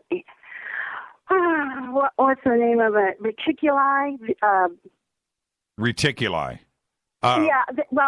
Okay. There was many experiences in that. One of them, which was Travis Walton's. Right.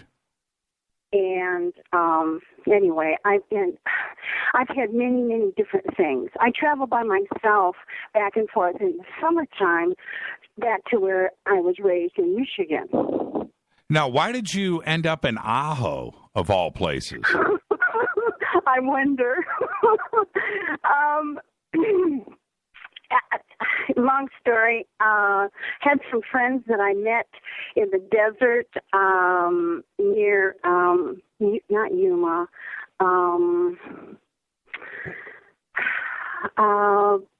Well, I mean, did your husband work for the mining company, or were you guys doing that? No, my husband was a chiropractor. Oh. And we used to travel all over and do all kinds of stuff. But he also believed in UFO. In fact, before these incidents here in Arizona, we had incidents in Michigan. And I started having incidents when I was about 12, 14 years old on the lake. Wow. And it's just been, I've just been into it many years. I saw orbs out in the desert. I go out in the desert by myself, and I'm pretty much a loner.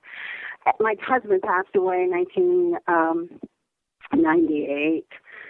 And anyway, that being said, I know about the Well, Ajo is, I haven't been to Ajo. I've known of it. I know where it is. And it's right, well, anywhere in Arizona is in the middle of nowhere, right? So it doesn't really matter.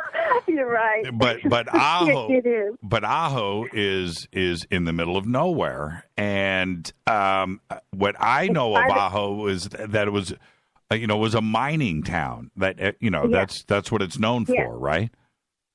Right, and the mine has been shut down for quite a while, but even before I got here. But isn't the mine? I met isn't some the people out in the desert? And I don't know, in 1990, and they lived here, and I had been living in San Diego on a boat, in a sailboat, and I just have all kinds of experiences. But anyway, they got me to come to Ajo, and I was living in Phoenix at that time. Well, I moved to Phoenix at that time, and I come down here and visit them. And it's just been really strange. I mean, I really don't want to be here anymore because there's nothing here anymore, right? Other than the aliens. Yeah, really. I know. Really, actually, I saw a big orb out in the desert. I know. Scared me. I know. Big clear. Huh? I said, I know. It's Ajo. You're going to see stuff every single night. I know it. I do. I know you do. Well, not anymore, but it's just what was it? I think it was Bob Dean that on one of his talks said there is a portal or Stargate not too far from here. Sure, there is. I'm sure that there is. Now, isn't? No, I'm not making fun. I'm being very serious here. I mean, everybody. Of course, I've had a hard time talking to people about it, because they think I'm crazy, but that's okay. No, send them to me. I'll straighten them right out. I'll straighten them right out, Lynn. Hey, I remember hearing like 20 years ago that the mine in Ajo is as big as the town. Is it really that big? Pretty much, yeah. Is it huge? Yeah, that's what I heard. It's huge. Right, and see, we don't live too far from the Barry Goldwater training thing for jets and stuff. Right. That's an Ajo too. That's right. Wow, Lynn, thank you. What an amazing phone call, and thank you. Now, before I let you go, I have to ask you: when you look back at 2016, as crazy as that year was. We're still not quite out of it yet. We got another 48 hours, but right. What's the craziest thing that you're going to remember about 2016? I think it's the election. Yeah. I have to say that. I mean, I'm not really I study and read and research about all the shadow government and all the whistleblowers. I love your show. That's why I love your show. And you, when I don't get to hear from you, I hear your show. I have withdrawals. Jimmy's withdrawals. I love your voice. And hey, my daughter was a chef as well. Oh, is she good? Well, yeah, she was, but she went back to school and became a naturopathic physician. Oh, there you go. Well, they kind of go together if you think about it. Yeah, really, really. But anyway, like I said, it was the election. I didn't vote for either one. I just couldn't. But, I've done some research on Donald, and I really think that we need to give him a while. We have to wait and see. Well, I'm looking at Twitter and the chat room, Lynn, right now, and you are a big hit. Everybody says they want to hang out with you. Oh, you know what? I wish I knew how to tweet and do all that stuff. Well, there's nothing like now. Now's the time. How do you do that? I just have an iPad. It's simple. What you need to do, what I would do is write Rita Write Rita an email. That's all you got to do. Okay. Rita at jimmychurchradio.com and say, this is Lynn, and help me figure out this Twitter thing. And we'll walk you through it. Okay? Oh, I would love that. Thank you so much. And Rita, hey, I'm so happy that you do what you do, and you help your husband, and he helps you. I'm going to make sure she hears that. She's at home. She's not with me in the bunker tonight. She's at home getting ready for our little party. Yeah. She's cooking. Yeah. So there you go. I get that. You know, I'm Italian and Irish, and I'm a cook as well. I mean, you know, just the old-fashioned type. And I love. Well, we used to have big parties and things, and I don't do that anymore. So I miss it. I really enjoyed the phone call, and Lynn, I'm going to let you go. Happy New Year, because I've got to bring Happy New Year to you. I've got to bring in Lynn from Australia. Okay, thank you so much, and I'll tell Lynn that Lynn said hi. Okay, Lynn. Thank you. Bye-bye. Bye-bye. Lynn for another Lynn. Lynn? Hello. Can you hear me? How you going? Oh, it's going good. Happy New Year to you all. Yeah, Happy New Year to you. Did you hear that conversation I just had with Lynn in Ajo, Arizona? Yeah, she was lovely, wasn't she? Is she the coolest or what? Happy New Year to you. Now, help me out here, Lynn. You're in Australia, so how many in this time machine of ours, when do you hit 2017?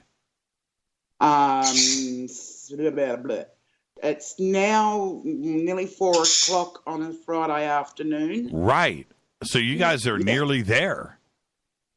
Yeah, well, we've only got a day to go. Happy New Year to you, Lynn, and thank you for everything. And you know this, but what are you going to do for New Year's? Not sure yet. I think I'll just spend it with my family. Yeah, always play it safe. It's always the best way to go. And before I let you go, what was the craziest event of 2016 for you? Good. The American political juggernaut. Yeah, It's been a bit of a joke. Yeah, so far that's like 5 for 5 tonight, and I'm avoiding it. I'm letting. This is you guys speaking, not me. I'm trying to do the power of suggestion, Lynn, by going through all of these headlines that are non-political. It ain't working. It ain't working. I can't manipulate the mind. Like, Hollywood couldn't have scripted it any better. It was just been crazy. It was the craziest politics ever. Oh, man, it was absolutely nuts. All right. Well, listen, be safe, Lynn, and we'll see you. We're taking Monday off, by the way. I'm announcing to everybody we're going to do a best of replay on Monday, and we're taking a day off. And you know what's funny? It's not a day off. It's prepping for the rest of 2017 on the show. And because you need a holiday, mate. You've been on the go for, 3 years? Yeah, going on 4. Yeah, pretty nuts. Yeah, you need a big break. Well, we'll take one when we can, and when we do, we're not going to play around. Okay, it'll be something nuts. We'll come to Australia and hang out with you and get our hair dyed. Okay. Oh, you're a jag. Thank you. Okay, well, Happy New Year to everybody, and lots of love to you and Rita. Thank you so much, Lynn. Be safe, okay, and have lots of fun tomorrow night. Shall do. I'll talk to you. Take care. Bye. Bye-bye. Lynn from Australia, Lynn Lewis. There you go. And it's funny because that's it, man. Their New Year's is like tomorrow, right? It's not quite 24 hours. How many hours in advance is Australia? Like 16? Something like that. And it depends on where you are in the world. I guess they would be nearly a half a day. I can't even figure that kind of stuff out. But, wow, there you go. All right. 323-825-5045. 323-825-5045. Lynn May in Ajo, Arizona. First-time caller. Thank you so much for that. I really enjoyed that phone call. 323-825-5045. Last show of the year. All right. Now, where was I? Oh, got to get to July. July 1st, 2016, Latvia becomes the 35th member of the OECD.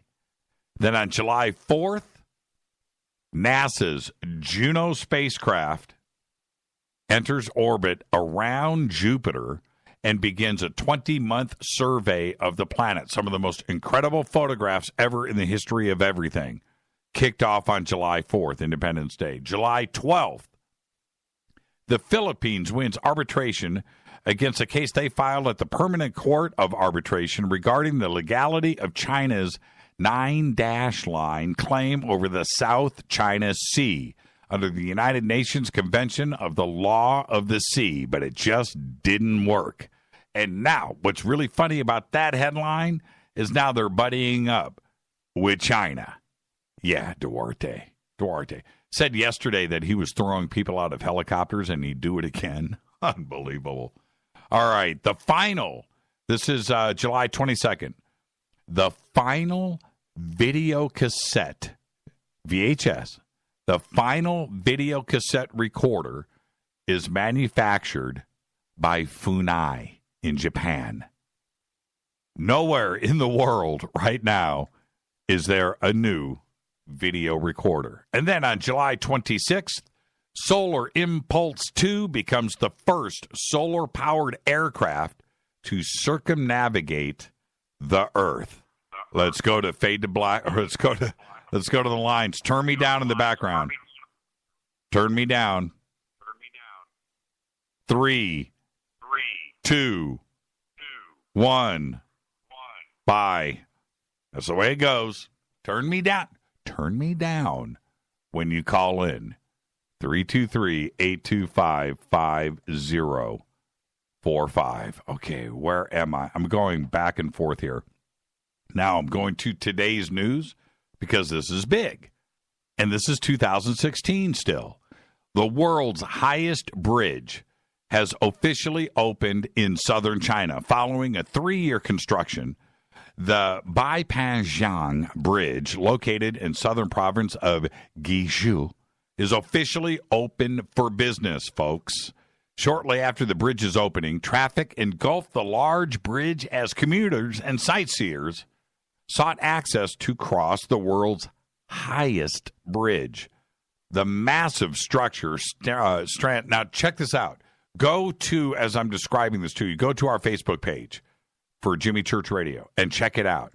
It's absolutely incredible, and I will do the retweet when somebody pops this in. This thing stands 1,854 feet above the valley below with a 4,400-foot span, and it runs across in 4 lanes.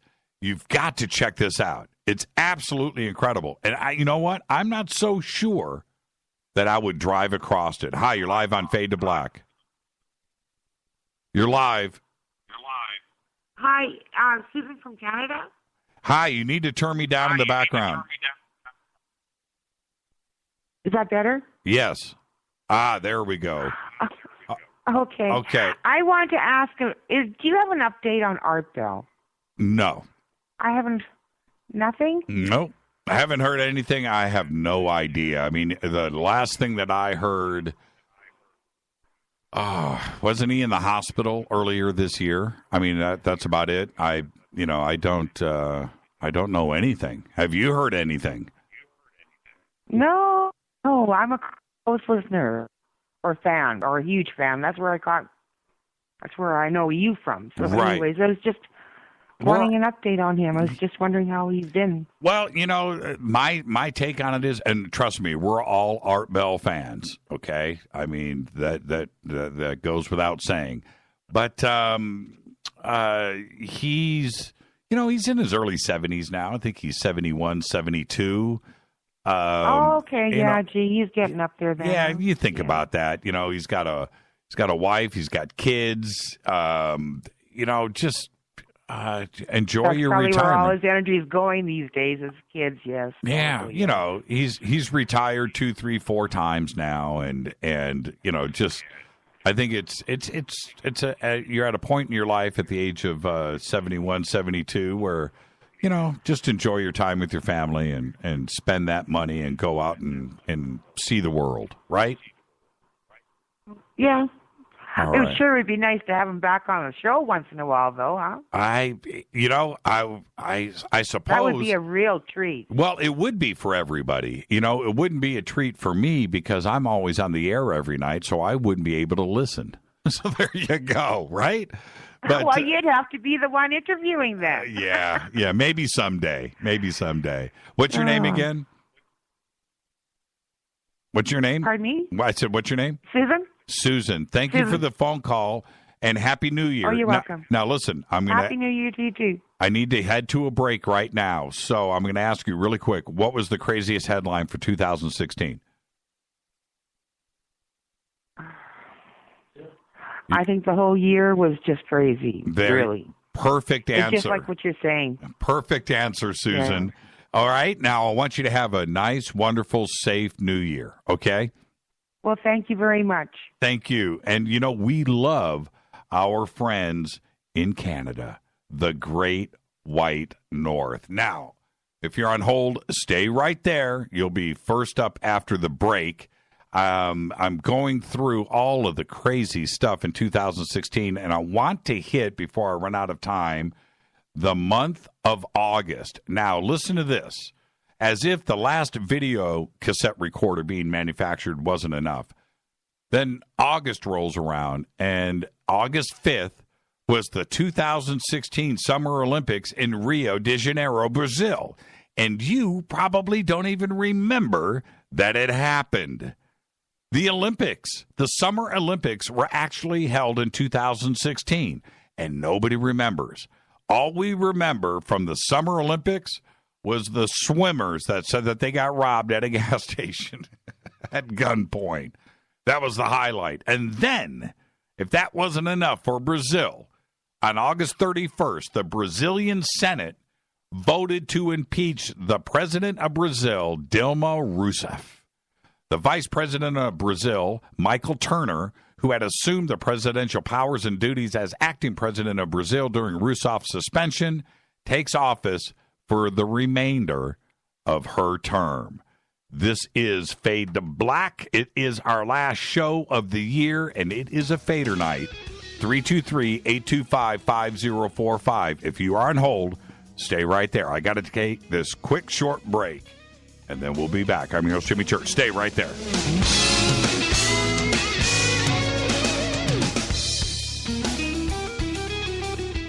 Hi, everybody. This is Rob Halford, the Metal Guard, on JimmyChurchRadio.com.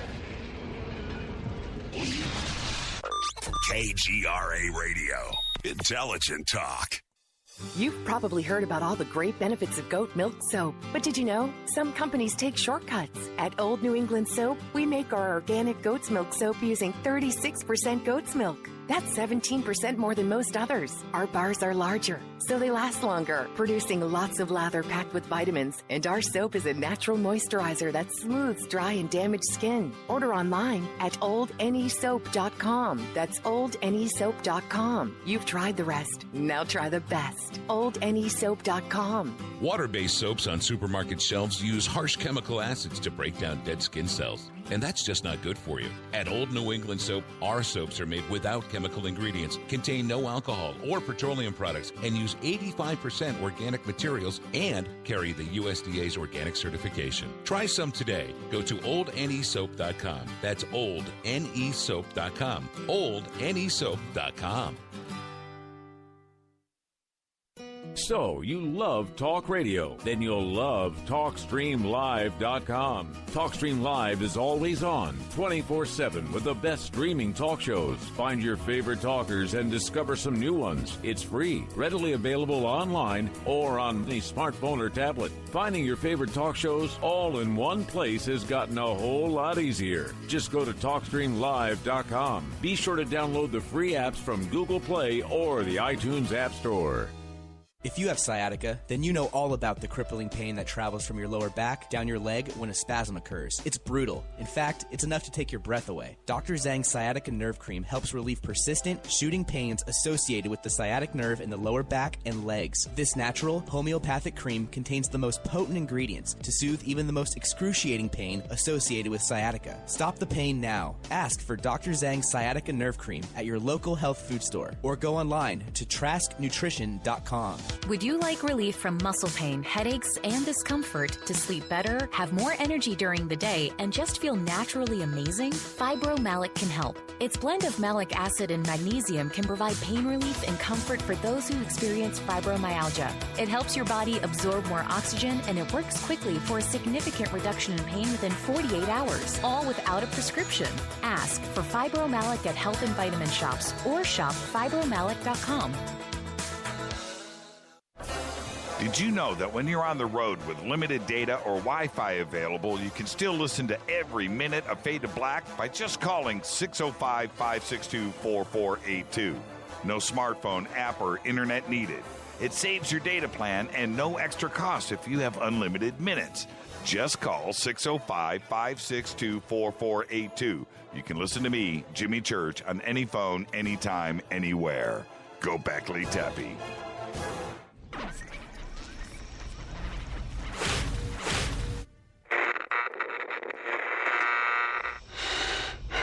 You want to know a secret? I love ponies. I really love ponies. I'm serious. I couldn't stay sane without ponies to brush. Why Fade to Black? Because you never got that pony, damn it. This is Fade to Black with Jimmy Church on the Game Changer Radio Network and KGRA, the Global Radio Alliance.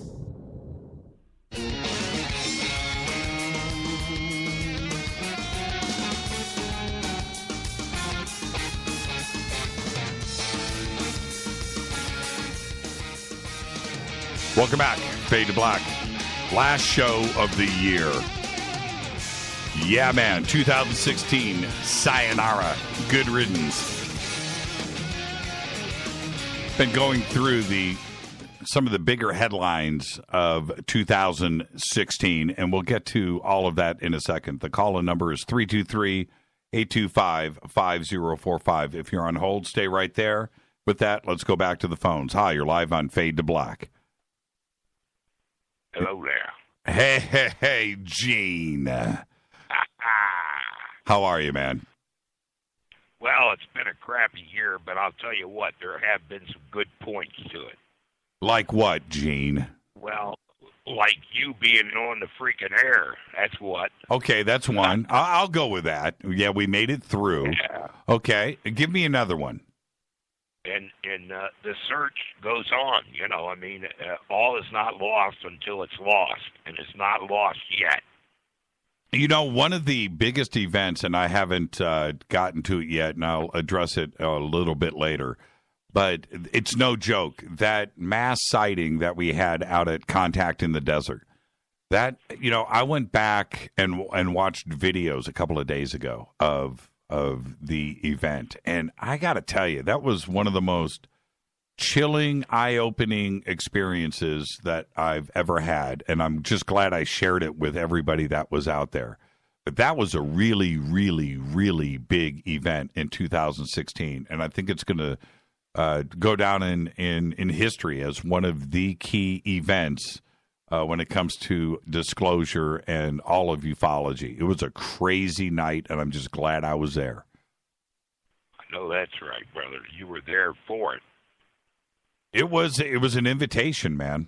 It was an invitation, and I'll never forget Anna from Florida, who's probably listening right now. She's the one that texted Rita and said, you know, it's happening. You know, you got to get down here, and it was just one of those surreal moments, man. It was like in slow motion, going down and watching everybody heading in one direction, you know, like lemmings to the sea, right? Everybody heard about what was going on, and we meld into the crowd and walk out to Orion's Lookout where everybody was watching this.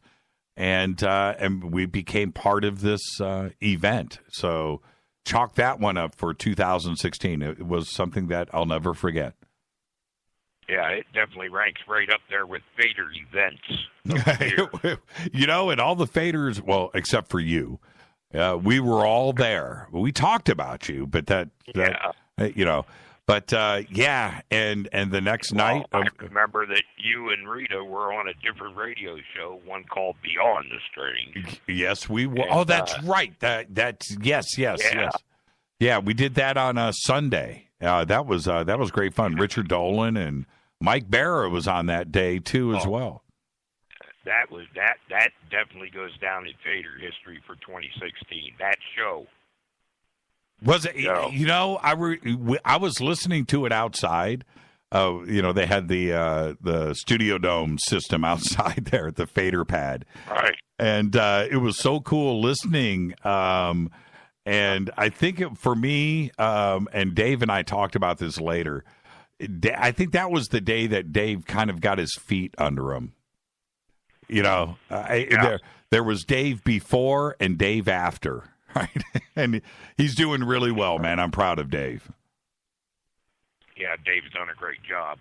I want to give a big shout out to all of the Fadernauts out there across the world, everywhere, beyond the world, wherever you are. Blessings and salutations, and may you have a wonderful 2017. May we put this year of drudgery and hate and death behind us and rise up to something better, transcend to another dimension, and go where no one's gone before. Find out the real truth. Gene Vito. Couldn't have been said better myself, Gene. Thank you so much. Have a great, safe New Year's, and clank a glass for me, my brother. Amen, brother. Go back. Talk soon. Give me a Go Beckley Teppy. Here you go. Go Beckley Teppy. That's what I'm talking about. Thank you so much, Gene. Be safe out there, my friend. All right. Happy New Year. Happy New Year. Gene Vito. Dude has got pipes beyond pipes. 323-825-5045. Now, before we get to September, I'm going to share this with you. And look, I don't care if I ruffle feathers, but PC has just gone too far. PC, it's just gone too far. All right? Now listen. Kansas University, their libraries will now offer students, staff members, and visitors the choice of wearing, and I'm quoting here, gender-inclusive buttons, identifying their preferred gender pronouns in order to help promote a welcoming environment on campus. Yeah, the buttons, which read him, he, his, or she, her, hers, or they, them, theirs, are part of a year-long effort on behalf of Kansas University's libraries' You Belong Here marketing campaign, touting the school as a warm, welcoming, and tolerant place. The library signs that are hung go on to explain that misgendering, I'm not making this up, misgendering someone can be hurtful and lead to emotional distress as that person contemplates their ultimate exclusion from modern society.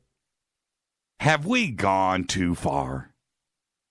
Or struggle with the invalidation of their life choices?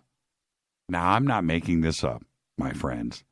And you need to listen to me very clearly here. And do not misunderstand one verb, sentence, or noun, or pronoun that comes out of my mouth.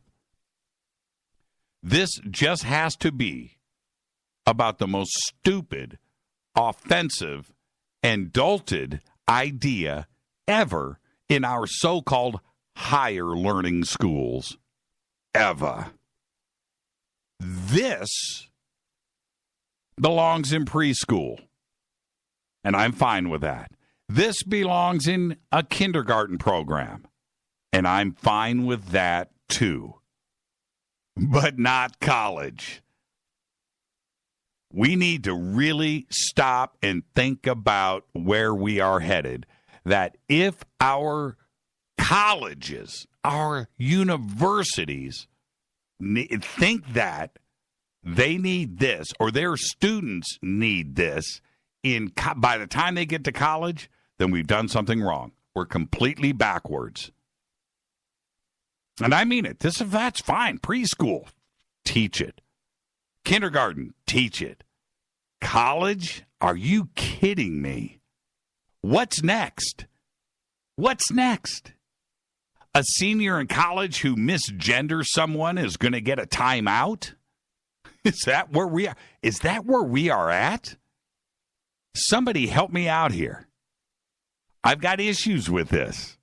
Big time. I suggest this. How about a button that says, show me how to fill out an application and get a job because my parents saved and spent a buttload of cash so I could do something with my life? Wear that button. Please. I am so offended by this, completely offended. All right? You go to college to learn. You crack a book and you learn. Because in 4 straight short years, you are out of that school and you're out there trying to find a job and support a family and move forward. Because trust me on this, if you don't learn this when you get out of high school, that life is rough. The world out there ain't what you think. And if we're going to do this in college, we are misrepresenting to everybody what the real world is really like. And that is what college is for. You want to put those buttons on a 4-year-old? I get it. 5-year-old? I get it. No issues. College, grow up, man. Grow the frig up. All right. Send me the email. I'm ready. Jimmy at jimmychurchradio.com. Hi, you're live on Fade to Black. Happy New Year. Hi, Happy New Year, Jimmy. This is Casey. Oh, no way. KC, Happy New Year to you. Jimmy, I'm telling you, I wanted to call into the show for last 3 Thursdays, and exactly Thursday, I go sick, and my voice is so bad, and I couldn't call into the show. Oh. And today I said, I got to do this. I got to wish you, Rita, and all the Fadernights advance Happy New Year, so I called in. How about that? We got to have our Indian representation, man. You need to come in here and represent, KC. How are you? And how are you going to celebrate the new year? Usually, our family will have a get-together and we'll say Happy New Year at 12 o'clock. Mostly watching the New York ball falling down. Of course. So that's what we do every year. So we are going to do that. Yeah. And usually from afternoon itself, I'll start watching the TV. Like, I like to see how the New Year is celebrated in each and every country. It's so funny how from the globe, from right to left, when every country celebrates that. Well, and before I let you go, and thank you for everything, what's the craziest thing of 2016 for you? Election, Jimmy. Election. And, it's not just a election result. Trump won. I'm telling you, I learned so many good things from your program, and it's so interesting, your program. But most important thing is the day next to the election results. Right. Your show is the one which pulled me back in my reality. You won't believe me. I didn't even talk to my two girls, daughters, and I was so upset. I didn't talk to anyone. And if I go to my food, I'll just, for namesake, I'll eat my food, come down, like that. Right. Then that your show pulled me out of this. And then I started coming to the reality, saying that everything is going to be okay, It's all true. It's not worth it, And I pulled my backs off. I'm telling you, that show, if you would have thought that 15, 20 minutes, nobody called you, I'm telling you, that 15, 20 minutes, the introduction, what you gave day after election, pulled my life back into the reality. Thank you for that, Casey. I'm really glad. Thank you so much. Yeah, And thank quickly, you. I know so many people are going to call you. I have a quick story to tell you, the sighting which I saw. Do I have time? Yeah, for you, always. Yes. Oh, my God, Jimmy, I'm a smoker, so during your show starts around 10 p.m. at night for me, okay? So once when 10 p.m. comes, I don't want to miss anything from your show, so I don't smoke. I go out during the break time when you have. Right. And when you had David Wilcock as guest, like few weeks before, the last break, I went out. I want to finish my smoke as quick as possible. I don't want to miss anything. But usually when I don't smoke inside the house, I go out. There are two small steps in my backyard. That's where I sit and look at the cosmos, look at all the stars, wondering, how far they are, like that. Right. And I was looking at it. These three stars, I'd never seen that one before. It's so bright like the Orion belt. You know what I mean? It's so bright. It's not like a distant twinkling star or something like that. Three stars, one above and one below, and one on the right side. It's not a perfect triangle shape, but you can form a line like that, okay? Right. And I'm watching the star, the one on the right side, all of a sudden, it started moving towards the right. That's what I'm talking about. Right. It started moving in such a speed, Jimmy. These three stars are so high up in there. I'm pretty sure it's not aircraft. It's not an airplane. And even the airplane headlights at that time, it will be like a yellowish color, not like a mercury white color light. So and what happened? What happened? What happened next? It moved so fast, and then all of a sudden, poof, it disappeared. Yep.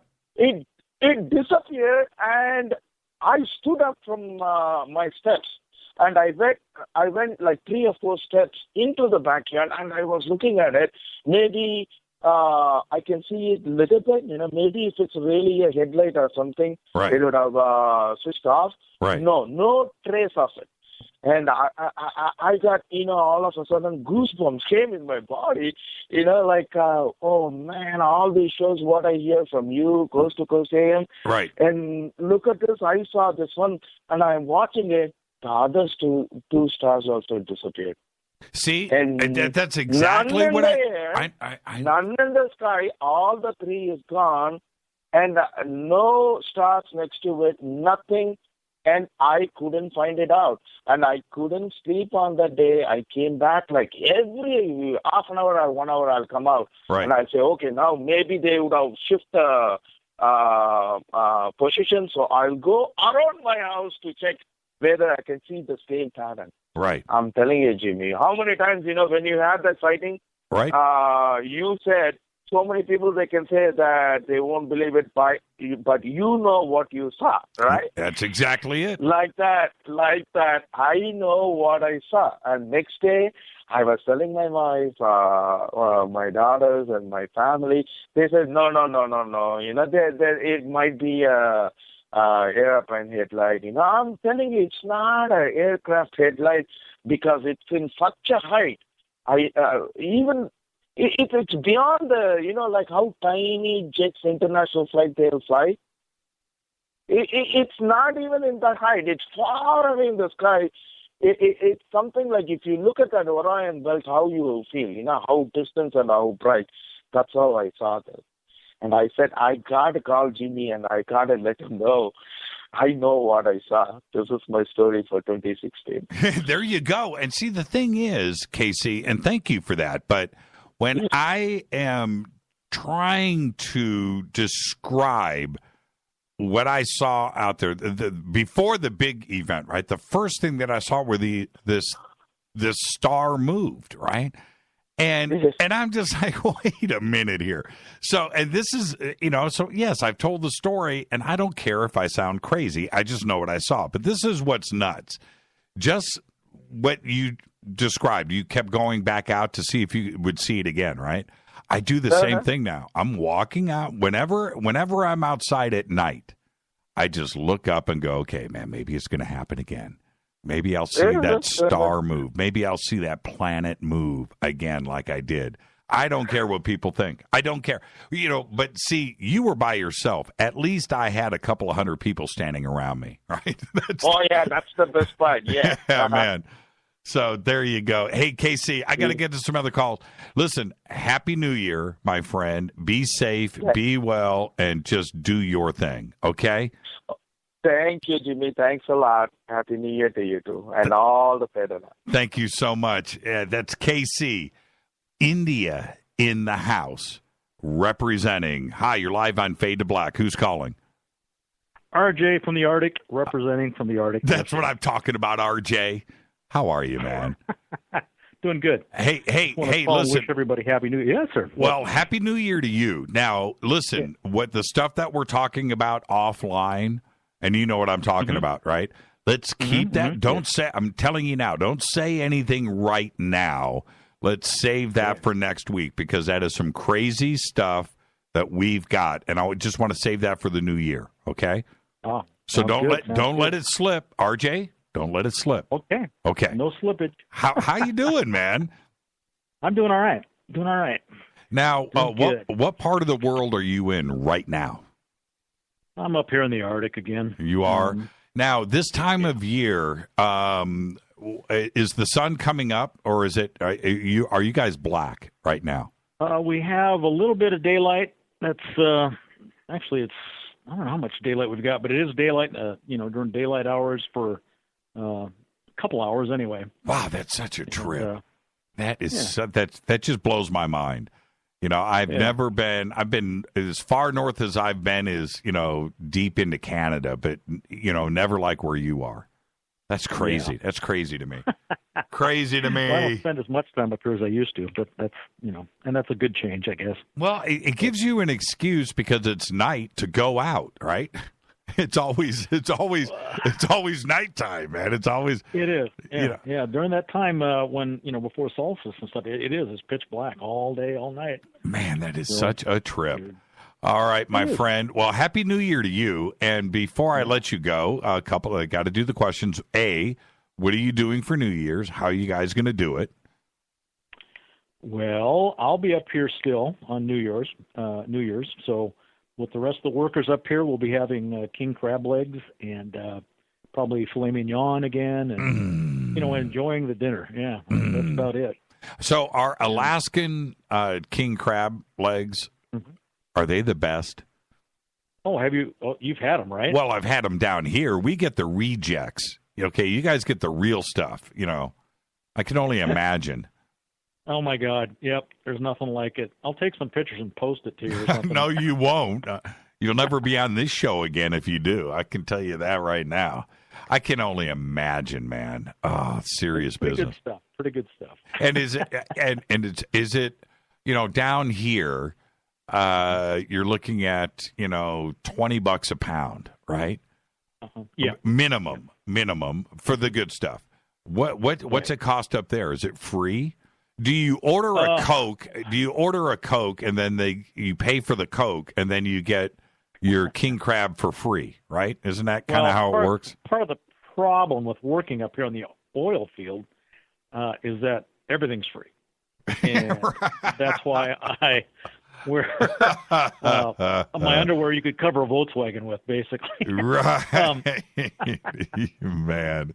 So, yeah, you eat a lot, and you don't pay anything. It's part of your pay, and the meals are always good, They got to keep you happy, man. They, if the meals sucked, right? Yeah.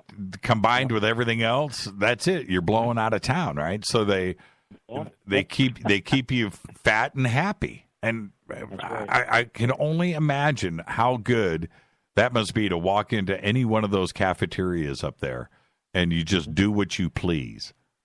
I'll tell you what, they do a really good job. They do.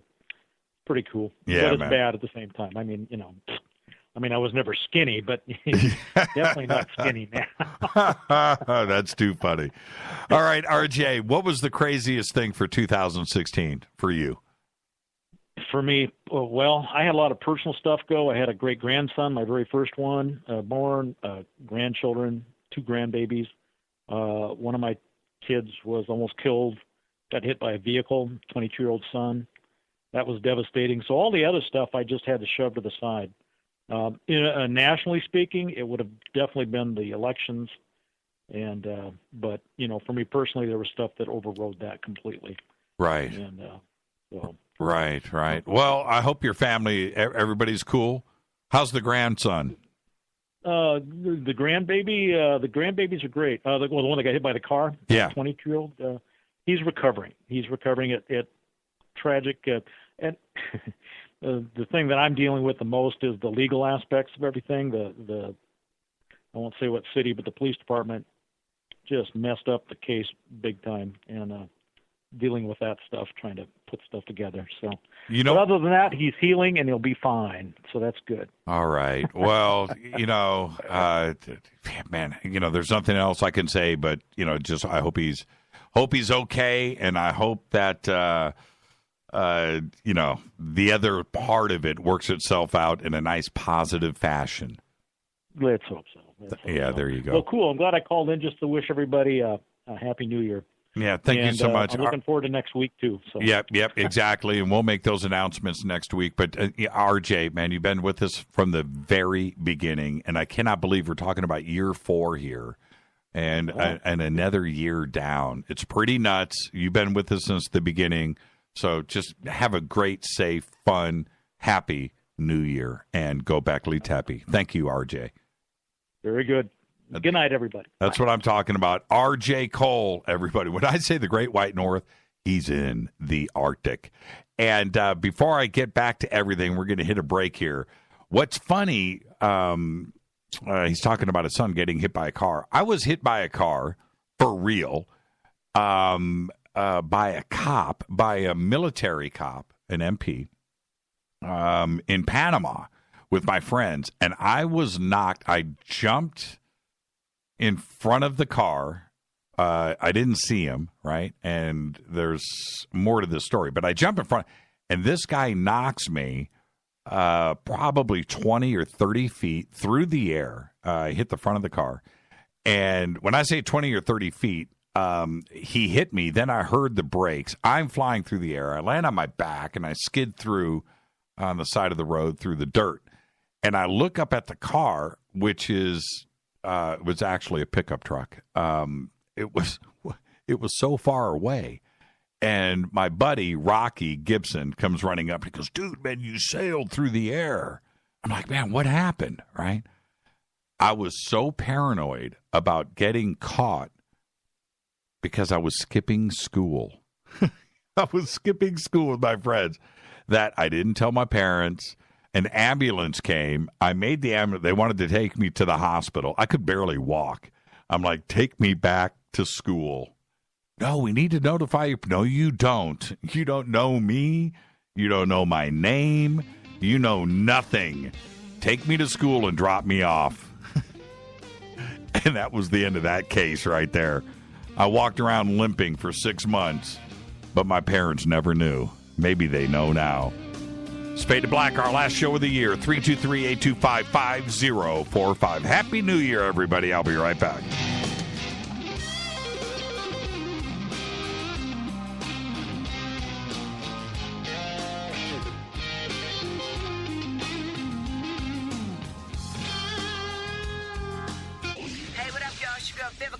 here, and you are listening to my boy, Jimmy Church, on JimmyChurchRadio.com. Despite popular opinion, reading a book will not make you smarter. But listening to Jimmy Church will. Balance of Nature's fruits and veggies. I had gout in both my knees, and it's gone. Well, I'm pretty stupid. I should have ordered it 15 years ago. Best thing I ever got in my. It's the most effective product that I've ever bought in my life. He had eczema on his hand, and it cracked for years. He did anything from doctor, every cream, everything. And 3 months on the veggies and fruit, it was gone. They're just awesome. They keep asking me, what am I doing? I told them what I did with my cholesterol. I had the blood test, right? And it went down 100 points. 262, now it's 162. Everything is just perfect. Call now to find out how to get your free month's supply of Balance of Nature. Call 800-2468-751. That's 800-2468-751. Call now, 800-2468-751. Or go online to balanceofnature.com. Use promo code TSL. Would odors, mold, and mildew describe your basement or crawl space? It doesn't have to be that way. Transform them into a fresh, healthy, usable one with the technologically advanced Wave Moisture Control Units. The computerized operation maximizes moisture control and also expels harmful radon, combustion gases, and numerous other pollutants. Dehumidifiers are old technology that do nothing for air quality and waste energy. Wave units are intelligent, self-monitoring, do not need maintenance, and will save you hundreds in electricity. Wave units are still running effectively over 15 years. They've been tested and installed in public and military housing and by property managers nationwide. Buy a unit now, and if your home is not fresher and drier, you can return it for a full refund for up to 12 months. What have you got to lose? Call now. 1-888-618-WAVE. 1-888-618-WAVE. Or visit mydryhome.com. That's mydryhome.com. Wave Home Solutions for a healthy, comfortable home. What's up, Fadernauts? Studio Dome loves Fade to Black and the F2B audience so much that they have put together the ultimate stereo Bluetooth system. They've done it just for you. Man, check this out. The Studio Dome SBB2 stereo system is here. It's featuring 2 Studio Boombox 2 SBB2 wireless Bluetooth speakers, packed in its own custom hardshell case. This Studio Dome system features the very latest in stereo Bluetooth technology. The 2 full-range boomboxes are in true wireless stereo. You've got to hear this. It's amazing. It's just $129, and use the promo code JCRTWS, and you'll also get free shipping. It's simple. Just go to JimmyChurchRadio.com, click on the Studio Dome banner. Go Beckley Teppy. This is Kristen, Erica, Brittany, Gabby, and you're listening to JimmyChurchRadio.com. It's not a lifestyle we chose. We were born this way. KGRARadio.com.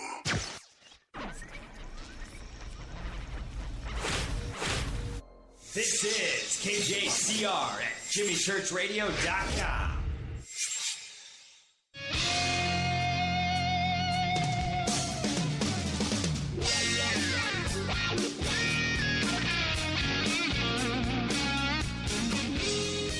All right, Fade to Black, our last show of the year.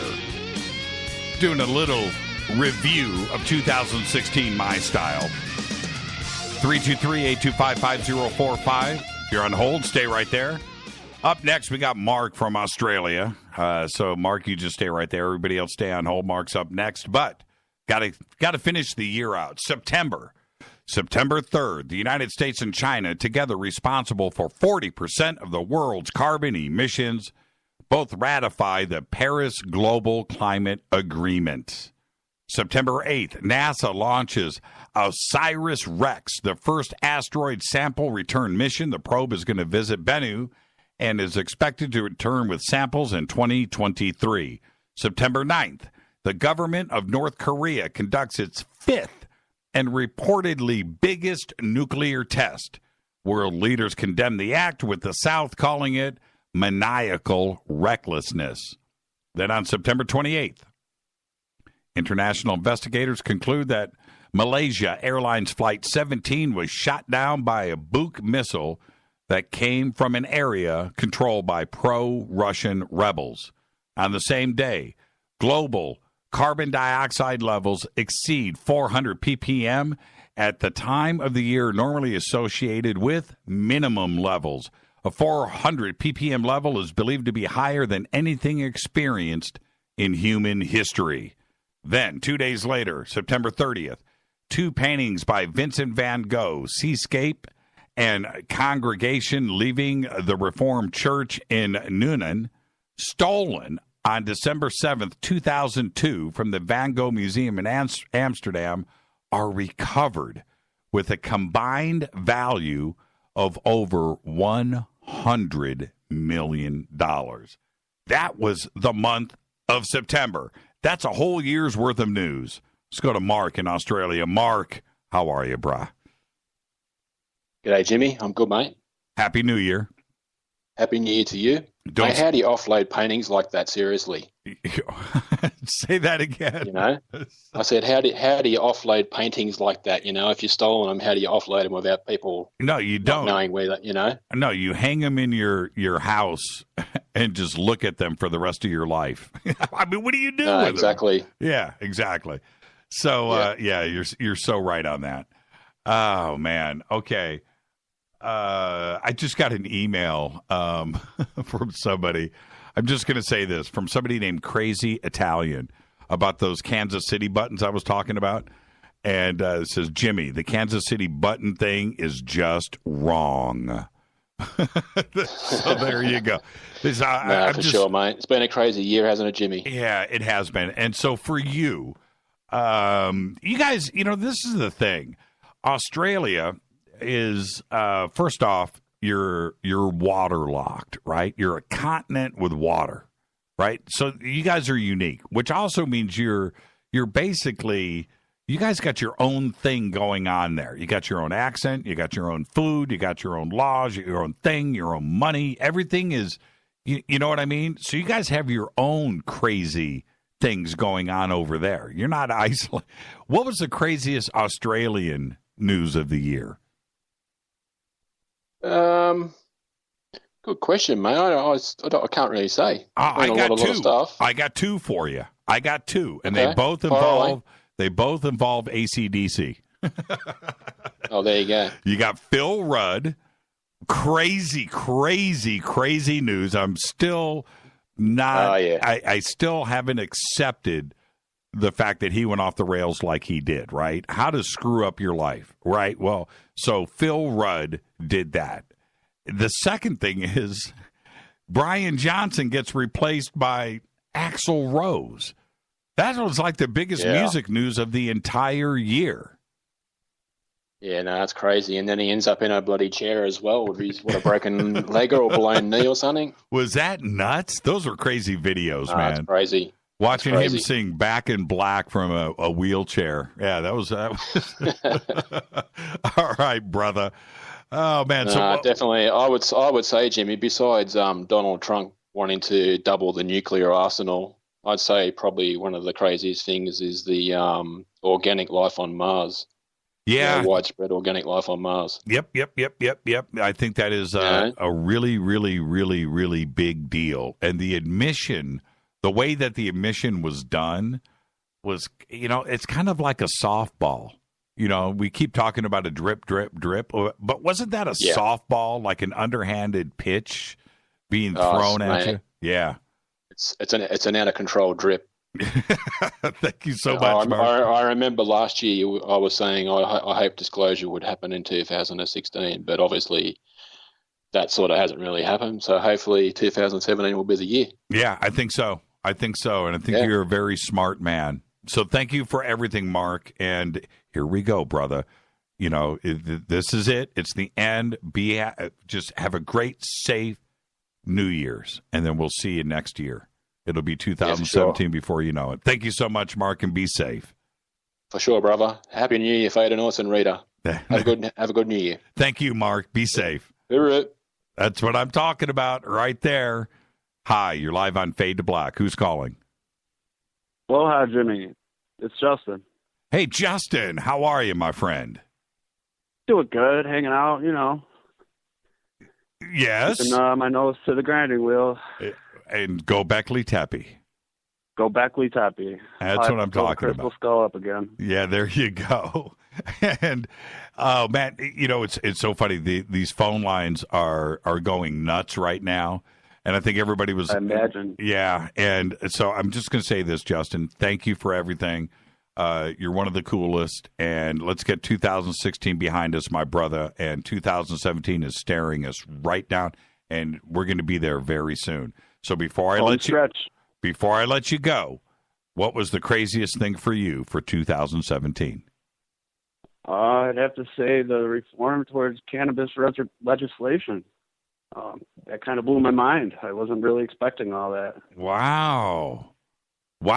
Okay. Yeah, I can see that. That's somebody just I just saw this. Maybe it was in Twitter. Rob Ford. That was pretty big news in Canada, huh? Yeah. You know, and I forgot all about that. I thought he was a pretty cool guy, man. All those videos of him that surfaced that were supposed to be so damning, and I was like, you know what, man, Rob is actually a pretty cool guy. I'd have hung out. Pretty crazy for a minute there. Yeah, he did. But you know, we all do. But I would have hung out with Rob. I bet you he was pretty fun. You know who I would hang out with is you and the Fadernights. Yeah. Well, man, you got to get down here, brother. Yeah, I got to get over there somehow. Yeah, you do. So, what part of the island are you in?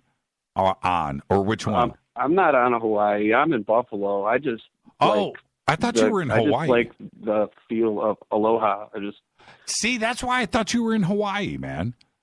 No, I'm in Buffalo, New York. Oh. No, the aloha thing, I've contemplated it for a good minute, and there's a lot of levels to it that I just appreciate, so I tend to use it a lot. Well, you know what? You're always Hawaiian to me. That's fine. I'm cool with that. We're going to hang out one day, and I will say aloha, and you better wear a Hawaiian shirt, all right? I'll try and do my best. I don't think I have any.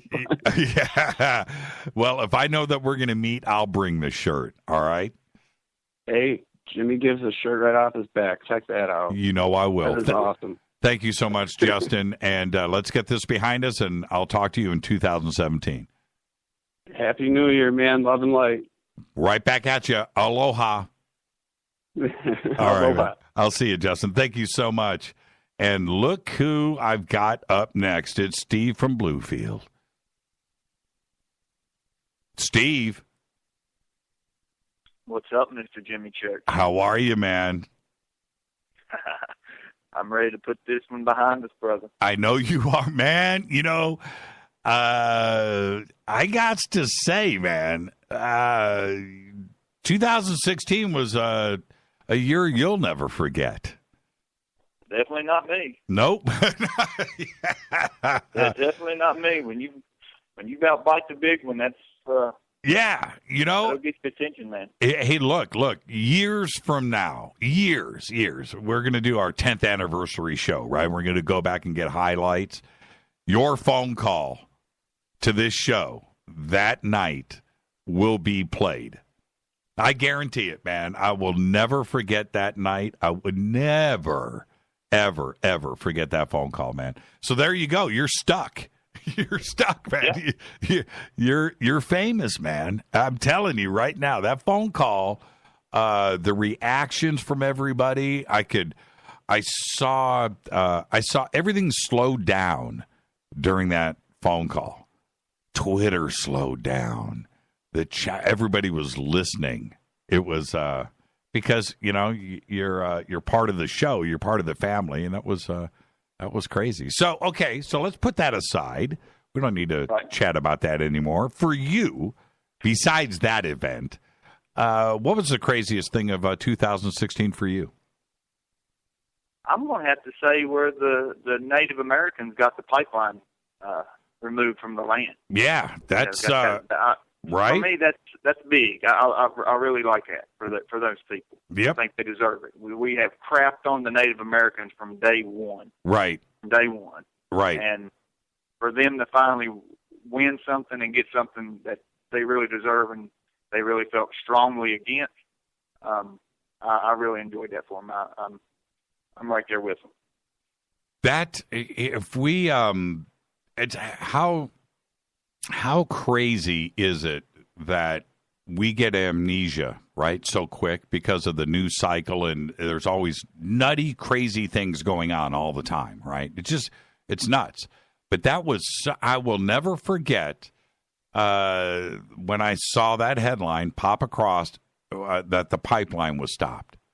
It's just like, it's like the first time in my memory I'm 53, that the man lost, right? That a protest actually did its job. In the freezing cold, you remember that, and the tents and the veterans. Remember all the veterans that showed up, right? The 2,000 veterans, right.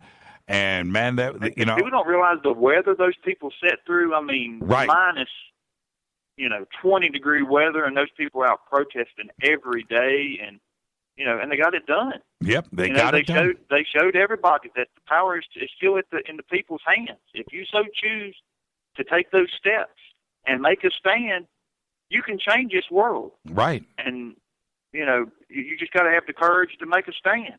Yep. Period. Yep. We've got to all stand up and be accounted. If you want to be heard, you've got to get your ass up and be heard. Period. And let's not forget, the Army Corps of Engineers, right? That you're looking out, and at some point, the governor, the state, the Army Corps of Engineers, the company, everything that was behind that, all that money, and they were like, you know what? The Indians are not going to back down. They're not. That's it. I'm telling you right now, we got to come up with something else, because it's not gonna end. They shouldn't back down, Jimmy. It's their damn land. There's that.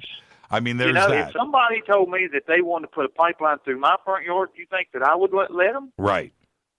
Right. That's basically what you're doing. I mean, we've took everything from them and shoved them into reservations. Right. Right. And they still live on reservations. Right. They can choose to leave those reservations if they want, but if they want to stay with their people and try to keep their culture alive and what they are as Native Americans, then they stay on the reservation. What was the funniest part about all of that, and I kept speaking about this over and over again, was that the two cities up there, right, that were, where the pipeline was supposed to go through first, right, they voted it down. They said no, right?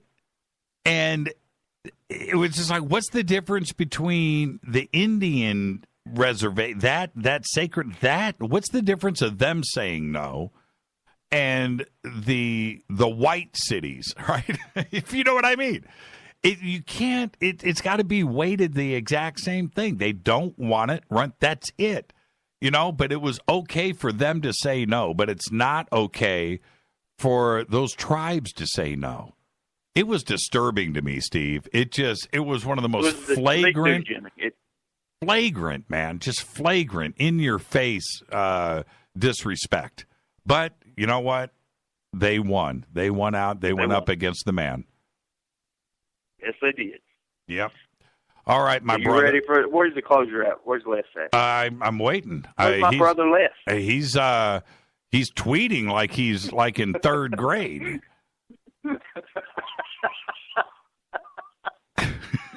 Jimmy, brother, though, I want to tell you and tell all the Fadernights, thanks for letting me be a part of the show. And thanks for the time, brother. Yeah, thank you so much, Steve. And have a great, safe, fun, awesome New Year's. Give my best to the family. Don't you ever change. All right, my friend, and we'll see you in 2017. Right, thank you so much, Steve. Later, Fadernight. I'll talk to you. That's Steve from Bluefield. All right, let me squeeze in one more really quick. Oh, here's Les. Okay, Les, you're going to have to call back because I'm going to give Maria one crack. Maria, I've got other calls on hold. I wanted to get you in here to just say Happy New Year, okay, and do your thing. Give your shout out to the Fadernauts right now. Happy New Year, everybody. Thank you so much, Maria. You are the best. Have a great, safe New Year's. Have fun. Clank a glass for me. Knock a shot back, and I'll see you in 2017. Will do. Thank you so much, Maria. Maria from Sweden. All right. I got Les Johnson in here, LJ3. Third grade? Really? Man, third grade? You're tweeting like a third grader. Like you ain't got nothing else to do. Nothing else to do, my brother. Nothing else. How you doing, Jimmy? Oh, man. That's it, man. We chalked up another year, Les. Can you believe it? No, I can't. I cannot. I cannot believe it. And my apologies to everybody that didn't get in on the phones tonight because, this is the thing. This whole rundown that I'm doing, and I haven't finished yet, right? I just finished with September, and now we're here at the end of the show. And I wanted to do, as other people listen to the show in the, in its archive formed and the repeats and the replays, that I get in all of 2016 in on this show. So that's why I didn't.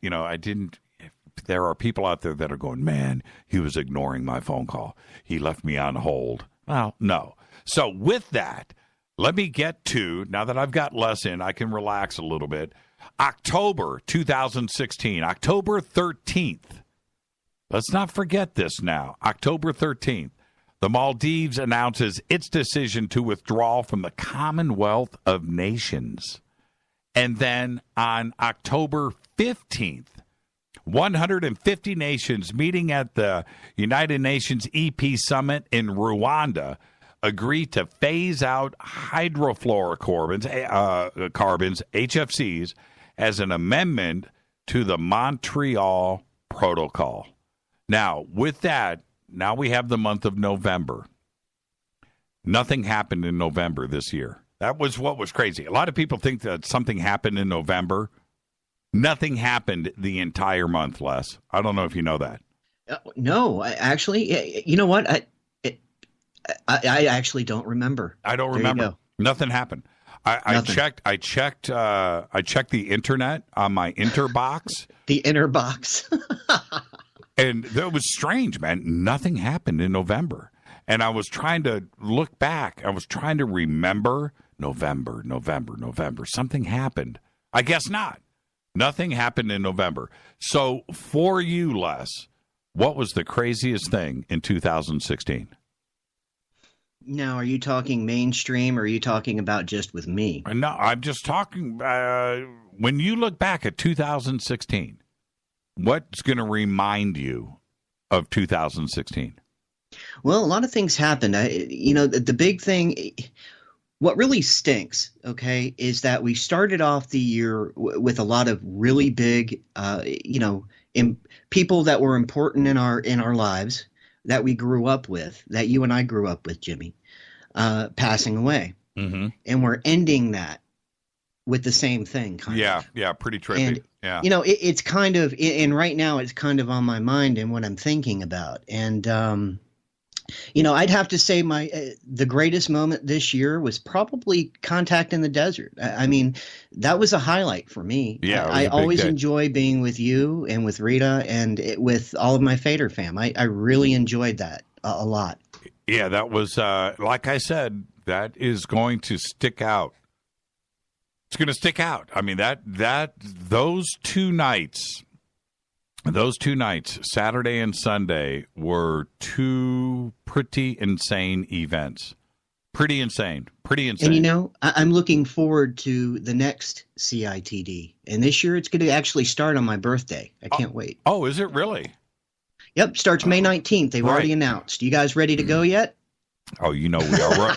We're already making plans. There's a lot of things that are going on that weekend, and I can't wait to start talking about them. We've got Conscious Life Expos coming up in February, which is a month away.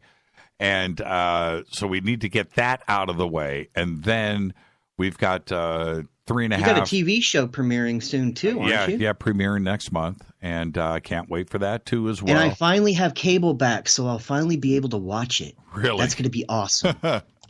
I'll reserve comment there on my half. We disconnected, man. We shut down satellite and we went with Fire Sticks and Apple TV. And that's what we did. Now, luckily, with one of those services, we do have History Channel, so that part of it's okay. But we have not. We have enjoyed not having any news playing in the house. That is one of my favorite things. I've been, my wife is actually the one that's usually on the internet every day because she works as an editor. And she was a poli-sci major in college. Mm-hmm. So she tells me about most of the news that's going on. And I get most of my news from you, Jimmy. Well, the news that you talk about every night, that's most of the news that I get because I hate news. I really do. Yeah. Once a day, I'll check in with the local news here in Los Angeles, right? KTLA, Fox 11, whatever. And I will do that online. And I'll just make sure that there isn't something crazy going on. And then I'll sort of dance around on the major news sources. You have to. I want to see what's going on in the world. But I pick and choose what I read. I usually ignore the headlines, and my nerves and my body and my health, and the same thing with Rita and the rest of the family, the mood has completely changed here. And that's the way that I'm afraid to say this, but I think I'm going to run the rest of my life. I used to, and especially back when we were doing sports and stuff, TVs running in the bunker. In the bunker, man, multiples running in real time. We got to have the news. Got to have the news running. We got to have it. And no, I've cut that umbilical cord. I cannot believe it. Okay, so now let's wrap up the year. December. Andrei Karlov, the Russian ambassador, is assassinated in Ankara, Turkey, on December 19th. And then December 22nd, there was a vaccine announced against the Ebola virus, 70 to 100% effective, thus making it the first proven vaccine against the disease. And then, of course, December 23rd, the United Nations Security Council adopts Resolution 2334, condemning Israeli settlements. And then, of course, yesterday and today, the announcements from Obama about the Russian hacking and those announcements. Now, I've avoided all deaths that happened in 2016. Didn't do that. I didn't talk about politics. I didn't even talk about births. And I've just let it all go. But that is a crazy year of news, 2016. And you know what? I'm really glad it's coming to an end, and I'm really looking forward to a new year this year. Thank you so much, Les, for all that you do, my brother. Have a great New Year's, and do me a favor, take us out of here for one last time. Absolutely. Special thanks to Jon Rappoport and all the first-time callers and Fadernauts who phoned home tonight. Fade to Black executive producer is Rita Camarion. Special thanks to LJ3, that's me, Renee, Jonas, Mark. Thank you, Dennis. Thank you, Brother Bob. Announcers are Steve Harder, Gene Vito, and Mark D. Kovar. Fady is by Dale. Webmaster is Drew, the Geek. Music, Doug Aldrich. Intro, Spaceboy. See him at spaceboymusic.com. Fade to Black is produced by KJCR for the Game Changer Network. Syndication is KGRA The Planet. And with that, for the year, I love you, peeps. Jimmy and I are out of here. Thank you so much, Les. Go Beckley Tepe, my brother. Beckley Tepe. This broadcast is only copyrighted 2016 by Fade to Black and the Game Changer Network. It cannot be rebroadcast, downloaded, copied, or used anywhere in the known universe without written permission from Fade to Black or the Game Changer Network. I'm your host, Jimmy Church. You can follow me on Twitter right now at JChurchRadio. For 2016, see ya. 2017 is a brand new year. I want to thank everybody. Be safe. Go Beckley Tepe.